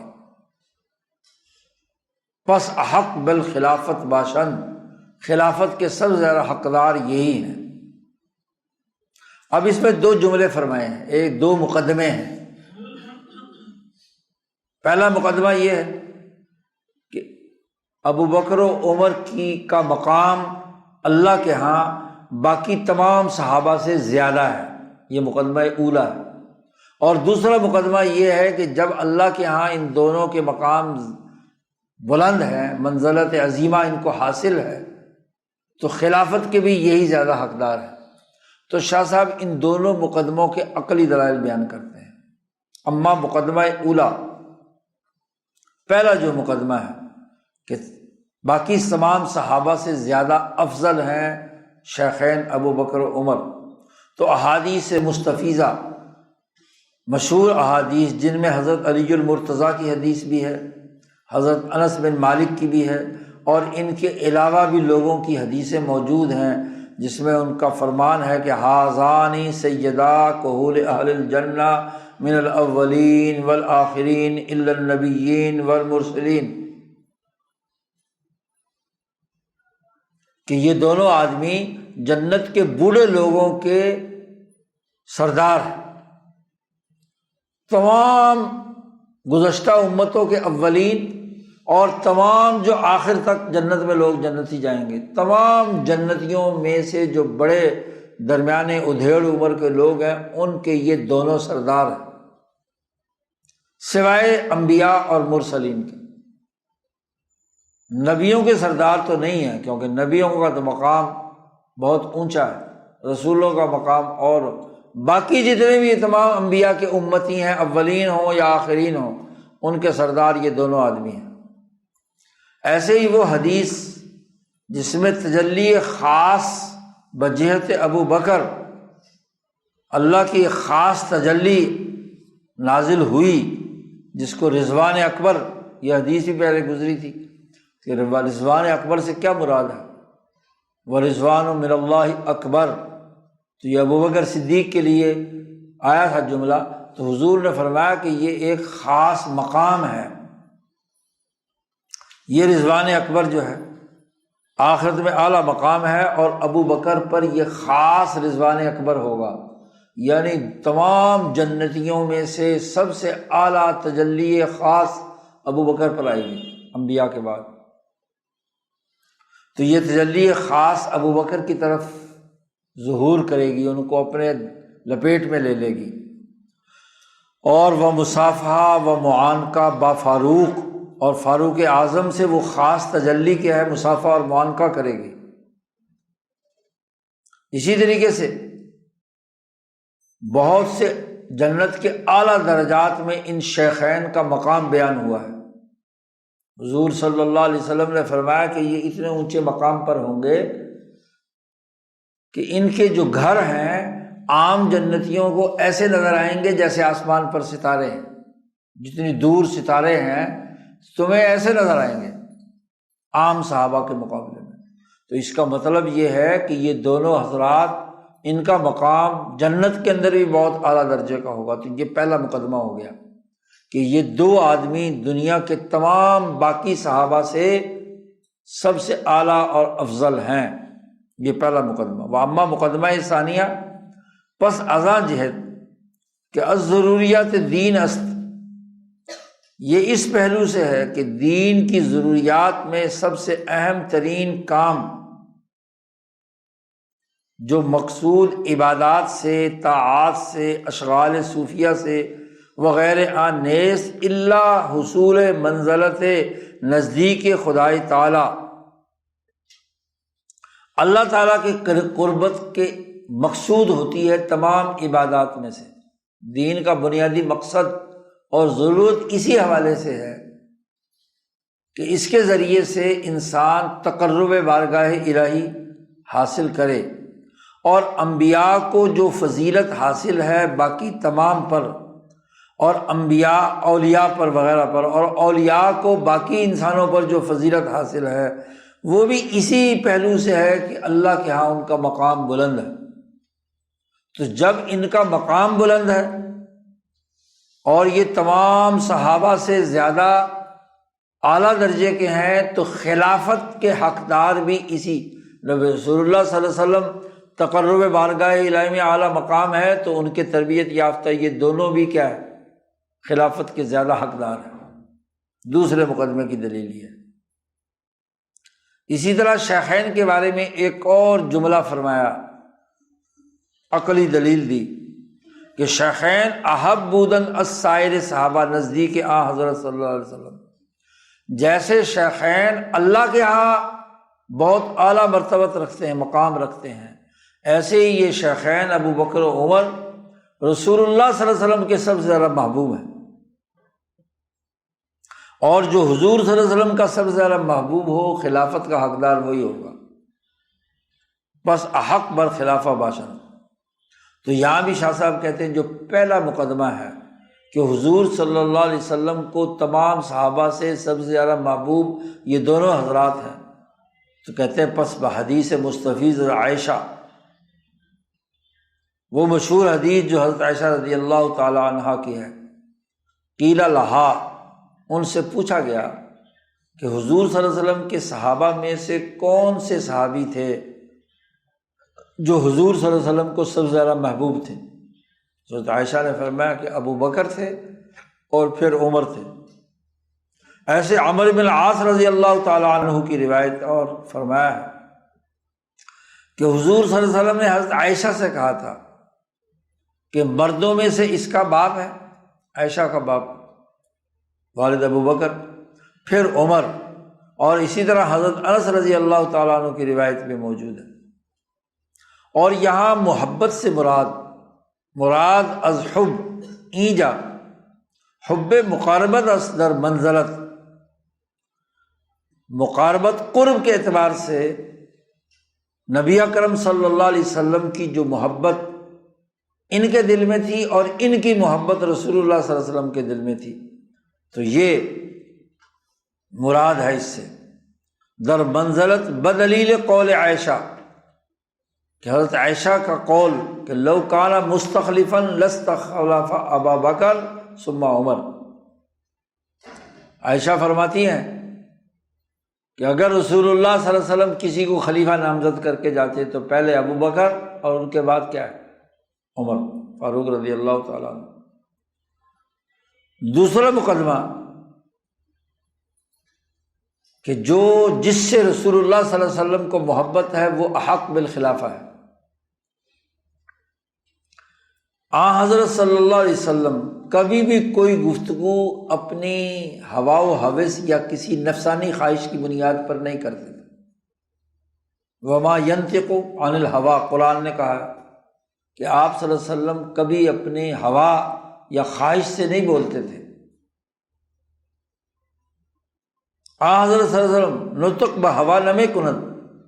حب او خصوصاً از جہت کمال بہوا نیست۔ آپ صلی اللہ علیہ وسلم کے دل میں جو ان دو حضرات کی محبت تھی وہ کسی نفسانی خواہشات سے کے مقصد سے نہیں تھی۔ پس احبیت دلالت میں کنت بر افضلیت، تو یہ احبیت ہی دلالت کرتی ہے ان کے افضل ہونے پہ، شیخین پہ، اور وہ حضور صلی اللہ علیہ وسلم کے دونوں وزیر تھے اور آپ کے سمع و بصر تھے، آنکھ اور کان سے ان کو تشبیہ دی گئی تھی، تو محبوب تھے۔ اور یہ بات طے شدہ ہے، وہ معلوم است کہ احزق بامر ملت کسے است در زمانے حضرت صلی اللہ علیہ وسلم، حضور صلی اللہ علیہ وسلم کے زمانے میں ملت کے امور میں جو ماہر ترین آدمی، احزق ترین آدمی، مہارت رکھنے والے، حذاقت رکھنے والے آدمی تھے، اور سیاست کی اونچ نیچ کو جاننے والے تھے، پست و بلند سیاست را شناخسہ باشد، وہ یہی دو حضرات تھے۔ اسی لیے تو آپ نے فرمایا کہ میرے یہ دو وزیر دنیا میں ہیں اور دو وزیر میرے آسمان میں ہیں، جبرائیل و میکائیل، چار میرے وزیر ہیں۔ حضور صلی اللہ علیہ وسلم نے فرمایا دو آسمانوں پر فرشتے وہ مجھے مشورہ دیتے ہیں اور مجھے کاموں کے اندر میرے ساتھ معاون، اور دو زمین پہ میرے وزیر ہیں، ابو بکر و عمر۔ وہاں کے عزیز ترین بمردم باشد، اب جو حضور صلی اللہ علیہ وسلم کے زمانے میں سیاست کے زیادہ ماہر، زیادہ تجربہ کار، سیاست کی اونچ نیچ کو جاننے والے، اور اس میں حضور صلی اللہ علیہ وسلم کو مشورہ دے کر آپ کی ذمہ داریوں کو پورا کرنے والے، تو خلافت کے حقدار وہی زیادہ ہوں گے نا، حق بالخلافہ۔ پھر یہ بھی سوچیں آپ کہ رسول اللہ صلی اللہ علیہ وسلم نے ان شیخین کے ساتھ، ابو بکر و عمر کے ساتھ جو معاملہ کیا اپنی حیات مبارکہ میں، وہ ایسے ہی ہے جیسے کوئی حکمران اپنے ولی عہد کے ساتھ کرتا ہے۔ جس کو مستقبل میں حکمران بنانا ہوتا ہے تو منتظر الامارہ کا لفظ استعمال کیا ہے کہ امیر بمنتظر الامارہ میں کنت، کہ جس کو بعد میں اپنے بعد امارت اور حکومت کے لیے تیار کرنا ہوتا ہے۔ منتظر الامارہ، دنیا میں حکومتوں کا ایک تسلسل ہوتا ہے، اور تسلسل تبھی قائم رہتا ہے کہ جب حکمران اپنے زمانے میں اپنے قائم مقام اور جانشین کی تربیت کر کے امور حکومت سمجھا دے، تو وہ بہترین طریقے سے چلا سکتا ہے نا۔ نہ یہ کہ کوئی آدمی جس کو نہ حکومت کے الف با کا پتہ، ہاں جی، ادھر سے ادھر سے کھینچ کھانچ کر آ کر حکومت میں آ کر بیٹھ جائے، پہلا پورا تسلسل بیڑا غرق کر دے۔ یہ ڈھکوسلا تو یورپین بھیڑیوں نے مسلط کیا ہے، اور اسی کے زیر اثر اسلام کے نام پر مودودی صاحب نے یہ گڑبڑ کی ہے کہ دیکھو جی یہ سارے، ہاں جی، بنو امیہ اور بنو عباس اور فلاں، یہ سب اپنا ولی عہد مقرر کرتے تھے اپنی زندگی میں، باپ کے بعد بیٹا۔ بھائی بیٹا سب سے زیادہ باپ کے قریب ہوتا ہے جی، امور حکومت کو تفصیل کے ساتھ وہی جانتا ہے، تو اس کو ولی عہد مقرر کرنے میں مسئلہ کیا ہے؟ اگر حضرت علی رضی اللہ تعالیٰ عنہ کا ولی عہد امام حسن ہے تو امیر معاویہ کا ولی عہد کیوں نہیں بن سکتا؟ یا مروان اور اس کے بعد عبد الملک بن مروان کے بیٹے جو ہیں وہ ولی عہد کیوں نہیں بن سکتے؟ تو حکومتوں کی سیاسی رٹ اس کے بغیر قائم نہیں ہوتی کہ پہلے حکومت کی پالیسیاں ان کا تسلسل جاری رہے، پالیسیاں بدل جائے تو پچھلا سارا کام لج گڑنجا ہو جاتا ہے۔ اس لیے منتظر الامارات تیار کیے جاتے ہیں۔ تو حضور صلی اللہ علیہ وسلم نے ان دو آدمیوں کو اپنا ولی عہد کے طور پر تیار کیا۔ میں فرمودن و این معاملات اشارت است با استخلاف ایشا، جو منتظر الامارہ کے طور پر ان کی تربیت کی تو یہ اشارہ ہے کہ ان کو خلیفہ ملنا بعد میں۔ ان منتظر الامارہ کے حوالے سے ان کی جو حیثیت ہے حضور صلی اللہ علیہ وسلم کے زمانے میں، آزاد جملہ ان میں سے یہ بات تھی کہ رسول اللہ صلی اللہ علیہ وسلم مشاورت بعیشہ در تبلیغ رسالت، اپنی رسالت کی تبلیغ کے سلسلے میں ان حضرات سے ہر معاملے میں مشورہ کرتے تھے۔ منتظر الامارہ وہی ہوتا ہے جس سے مشورہ کیا جاتا ہے۔ وتقدیم عیشہ در جمیع امور، اور تمام معاملات کے اندر ان کی رائے کو ہی ترجیح دیتے تھے۔ ہمیشہ جس معاملے میں بھی مشورہ کیا، بدر کے قیدیوں کے بارے میں مشورہ کیا، دو مشورے سامنے آئے، ایک ابو بکر کا تھا اور ایک عمر کا تھا، تو ابو بکر کے مشورے پر عمل کیا کہ ان قیدیوں کے ساتھ کیا سلوک ہونا چاہیے، تو مشاورت کرنا اور ان کی رائے کو ترجیح دیتے تھے باقی تمام معاملات پر۔ وتبسم بعیشہ، اور پھر انہی کے ساتھ آپ صلی اللہ علیہ وسلم مسکراتے تھے، گفتگو کرتے تھے، انہی کے ساتھ تبسم کرنا، تو جن سے بے تکلفی ہوتی ہے، جن کے ساتھ راز کی اپنی بات کی جا سکتی ہے، تو اسی کی تربیت کر رہے ہوتے ہیں نا، کہ بعد میں، کیونکہ راز دل بتانے کا مطلب یہ ہے کہ وہ راز کی حفاظت کرنے کی صلاحیت رکھتا ہے بے تکلفی کی وجہ سے۔ حکمران باقی لوگوں کے ساتھ تو اس کا رویہ اور ہوتا ہے،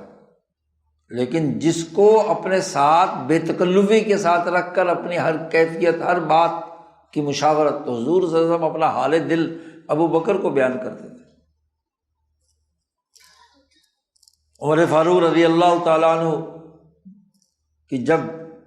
صاحبزادی حضرت حفصہ جب بیوہ ہو گئی تو عمر فاروق کا ارادہ تھا کہ ان کی بیٹی کی شادی کسی سے کی جائے، تو ان کا خیال، انہوں نے جا کر پہلے ابو بکر سے کہا کہ آپ میری بیٹی سے نکاح کرنا چاہتے ہیں تو میں دینے کے لیے تیار ہوں۔ ابو بکر خاموش رہے، انہوں نے کوئی بات نہیں کی۔ عمر فاروق نے یہ بات محسوس کی کہ میں ان کو اپنی بیٹی پیش کر رہا ہوں اور یہ کوئی جواب نہیں دے رہے۔ کچھ دنوں کے بعد رسول اللہ صلی اللہ علیہ وسلم نے حضرت عمر فاروق کو پیغام بھجوایا کہ میں حفصہ سے شادی کرنا چاہتا ہوں۔ شادی ہو گئی تو بعد میں ابو بکر نے کہا حضرت عمر سے کہ تم اپنے دل میں یہ بات رکھتے ہو کہ تم نے پیشکش کی اور میں نے تمہاری پیشکش قبول نہیں کی۔ اس لیے قبول نہیں کی کہ حضور صلی اللہ علیہ وسلم نے مجھ سے مشورہ کیا تھا کہ کیا میں حفصہ سے شادی کروں، لیکن حضور کا یہ راز تھا تو میں یہ راز افشا نہیں کرنا چاہتا تھا۔ اب ایک طرف تم تھے اور ایک طرف رسول اللہ صلی اللہ علیہ وسلم کی بات میرے دل میں تھی، تو میں نے ان کا راز محفوظ رکھا۔ تو مجھ سے اب دل کے اندر جو تمہاری دل میں بات ہے تو وہ ختم کر دو۔ اس کی وجہ یہ تھی کہ حضور صلی اللہ علیہ وسلم نے مجھ سے پہلے مشورہ کر لیا تھا، تو اس مشورے کی بنیاد پر میں کیسے، جس خاتون میں رسول اللہ صلی اللہ علیہ وسلم دلچسپی لے رہے ہیں تو میں کیسے کہہ سکتا ہوں میں شادی کروں۔ تو یہ راز کی بات حضور صلی اللہ علیہ وسلم ان حضرات سے کرتے تھے۔ اسی طریقے سے رسول اللہ صلی اللہ علیہ وسلم نے حکم دیا تھا کہ ابو بکر صدیق کو امام بنا کر نماز پڑھ لینا، امر کردن امامت در قصہ بنی عمر بن عوف۔ یہودیوں کا یہ قبیلہ بنی عمر بن عوف، ان کا کوئی جھگڑا تھا، وہ نمٹانے کے لیے حضور صلی اللہ علیہ وسلم تشریف لے گئے تھے، تو جاتے ہوئے بلال سے کہہ چکے تھے کہ میں لیٹ ہو جاؤں تو ان کو، ابو بکر کو کہنا کہ نماز پڑھا دیں میری جگہ مسجد نبوی جی۔ لیکن وہاں گئے تو انہوں نے بڑا فراڈ کیا ہوا تھا، حضور صلی اللہ علیہ وسلم کو ایک عمارت کے نیچے بٹھا دیا اور اوپر مشورے کرنے لگے کہ اوپر سے جا کر ایک پتھر ماریں تو یہ نعوذ باللہ جی شہید ہو جائیں گے تو بس معاملہ ختم ہو جائے گا۔ تو جبرائیل امین نے آ کر رسول اللہ صلی اللہ علیہ وسلم کو بتا دیا کہ آپ یہاں سے اٹھ جائیں، اس دیوار کے اوپر پتھر ہے اور وہ اوپر تمہارے پر پتھر گرانے والے ہیں۔ تو حضور ناراض ہو کر واپس آ گئے کہ میں تو تمہارے مسئلے حل کرنے کے لیے، صلح کرانے کے لیے آیا تھا، اور تم نے کیا یہ حرکت شروع کر دی۔ تو جبرائیل امین بتا چکے تھے کہ اب آپ کی جان کو خطرہ ہے، اٹھیں یہاں سے۔ تو صلح کرائے بغیر، معاملے کو نمٹائے بغیر آپ صلی اللہ علیہ وسلم جلدی آ گئے، اور ادھر ابو بکر نماز شروع کر دی۔ تو ان کو حکم دیا تھا اپنی جگہ پہ امام بنانے کا۔ تو شاہ صاحب کہتے ہیں اس طرح کے بہت سارے واقعات سے صدیق اکبر اور فاروق اعظم کی جو صلاحیت خلافت ہے، حکومت کی جو اہلیت ہے، وہ واضح ہوتی ہے۔ وہ خلافت عیشا حق بود، ان حضرات کی خلافت برحق ہے اس حدیث حذیفہ سے، حذیفہ رضی اللہ تعالیٰ عنہ، کہ لوگوں سے کہا حضور صلی اللہ علیہ وسلم نے کہ تم میرے بعد ابو بکر کو خلیفہ بنانا، ان تستخلفوا ابا بکر۔ اسی طریقے سے حضور صلی اللہ علیہ وسلم نے اس بات کی گواہی دی کہ صدیق اکبر وہ پہلے آدمی ہیں جو جنت میں داخل ہوں گے، اور یہ کہ نبی اکرم صلی اللہ علیہ وسلم کے ساتھ ہوں گے اس حوض کوثر پر، جب آپ لوگوں کو دودھ پلا رہے ہوں گے حوض کوثر کا، اور جنت کے تمام دروازوں سے آپ کو پکارا جائے گا۔ وبآ کے وہ جد کنندہ تر اس در انواع بر، اور اس وجہ سے کہ نبی اکرم صلی اللہ علیہ وسلم کے ساتھ ابو بکر صدیق نے پوری جد و جہد کی تمام نیکی کے کاموں میں۔ اسی طرح جبرائیل علیہ السلام با میکائیل، جبرائیل و میکائیل دونوں غزوہ بدر میں ان کے ساتھ تھے بعوبود، یعنی رسول اللہ صلی اللہ علیہ وسلم کے اگر دنیا کے دو وزیر اور مشیر اس بدر میں ساتھ تھے تو ان دونوں کے ساتھ وہ دونوں بھی تھے، جبرائیل و میکائیل بھی تھے۔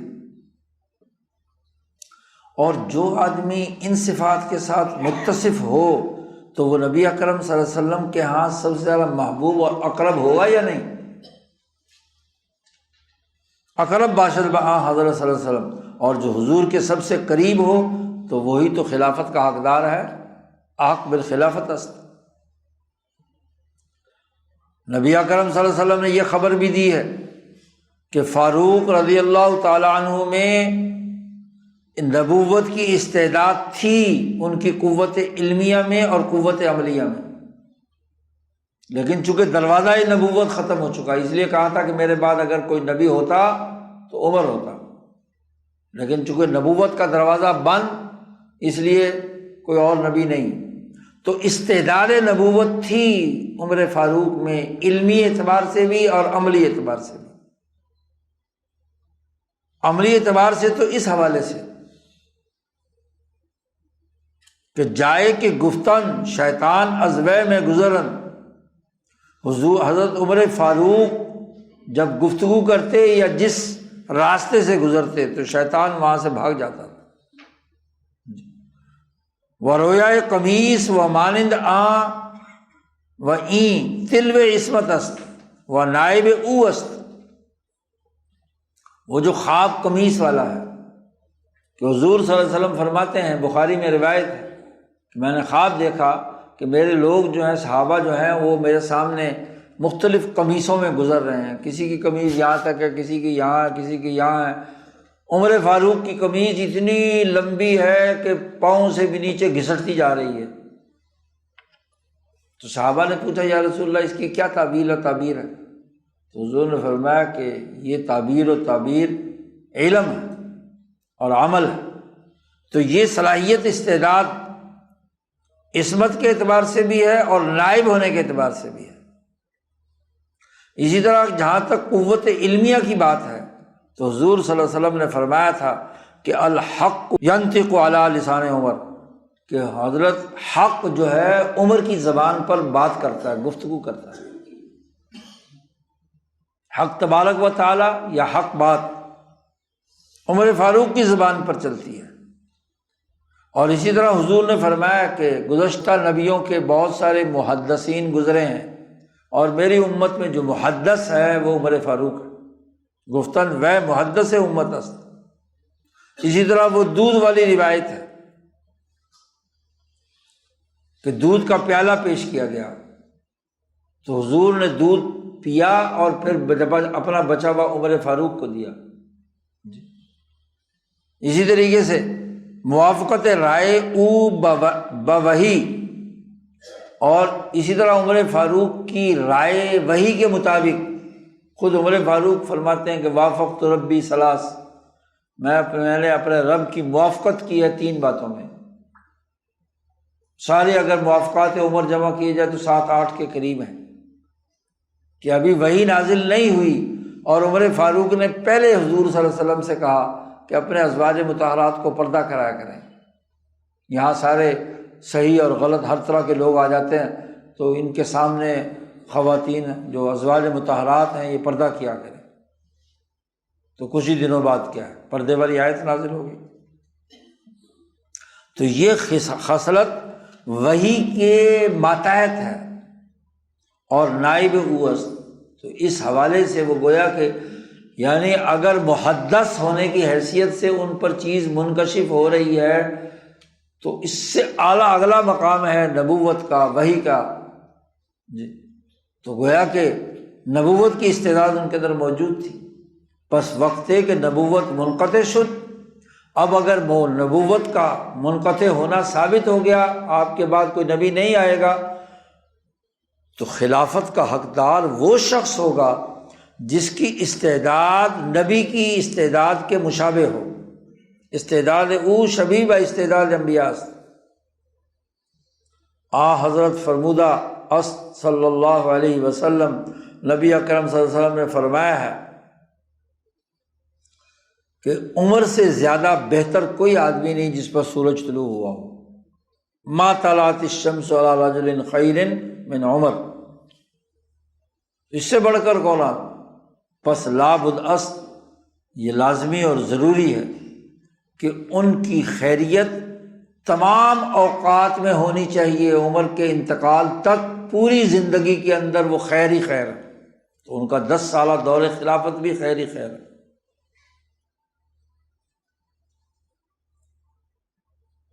چنانچہ آخری عمر تک حضرت عمر خیر ہیں، تو خلافت او حق باشد، تو ان کی خلافت بالکل برحق ہے۔ اور حضرت صلی اللہ علیہ وسلم نے حضرت عمر فاروق کے لیے دعا بھی کی تھی، ان کے حق میں یہ دعا مانگی تھی، عیش حمیداً ومت شہیداً، کہ جب تک زندہ رہے تو تعریف کیا ہوا حمید رہے، اور جب انتقال ہو تو شہید ہو کر تم ہوگے۔ تو وہ یہ دعا بھی حضور صلی اللہ علیہ وسلم نے ان کے لیے کجا میسر الشبت۔ حضرت صلی اللہ علیہ وسلم در احادیث مستفیدہ تصریح فرمودہ است، حضور صلی اللہ علیہ وسلم نے مشہور احادیث میں یہ بات صراحت سے بیان کی ہے کہ خیر القرون قرنی ثم الذین یلونہم ثم الذین یلونہم ثم یظہر الکذب، سب سے بہترین میرا زمانہ ہے، اس کے بعد اس کے قریب جو ہے، اور اس کے بعد جو ان کے قریب ہیں، اور اس کے بعد جھوٹ پھیل جائے گا۔ پس اگر صدیق و فاروق و ذوالنورین، اگر یہ 3 حضرات غاصب اور جائر میں بودن، ان کو غلط قرار دیا جائے، تو اکثر ناس اعانت میں نمودند ایشارہ، تو باقی تمام صحابہ نے ظلم و جبر میں ان کی حمایت کر کی، تو کون اہل حق باقی رہ گیا؟ تو پورا قرن اس کو حضور نے کہا ہے، تو اپنے دور کے قرن میں تمام صحابہ کے بارے میں کہا ہے کہ وہ سب سے خیر ہیں۔ تو ان کی خیریت یہی ہے کہ ان تمام صحابہ نے اپنے قرن میں ابو بکر کو خلیفہ بنایا، پھر عمر کو بنایا، پھر عثمان کو بنایا، تو سب کی خیریت اسی میں ہے کہ ان کی خلافت کو حق مانا جائے۔ وہ قرن ایشا بدترین قرآن میں بود، بعد کے جتنے بھی قرن ہیں تو وہ تو بدترین بن گئے۔ تو یہ دوسرا مسئلہ تھا کہ اگر ان حضرات کی خلافت کے بارے میں کوئی سوال اٹھایا جائے تو یہ اتنی حدیثیں ہیں، ان کا جھوٹ ہونا لازم آئے گا، لیکن حدیثیں سچی ہیں، وہ بات جھوٹی ہے، وہ برحق خلفاء میں سے ہیں، تو یہ دوسری اہم بات یہاں ثابت کر دی۔ تیسری جو خرابی ہے آگے شاہ صاحب نے اس کے بعد شروع کی ہے، اس پر انشاءاللہ کل گفتگو کریں گے۔ اللہ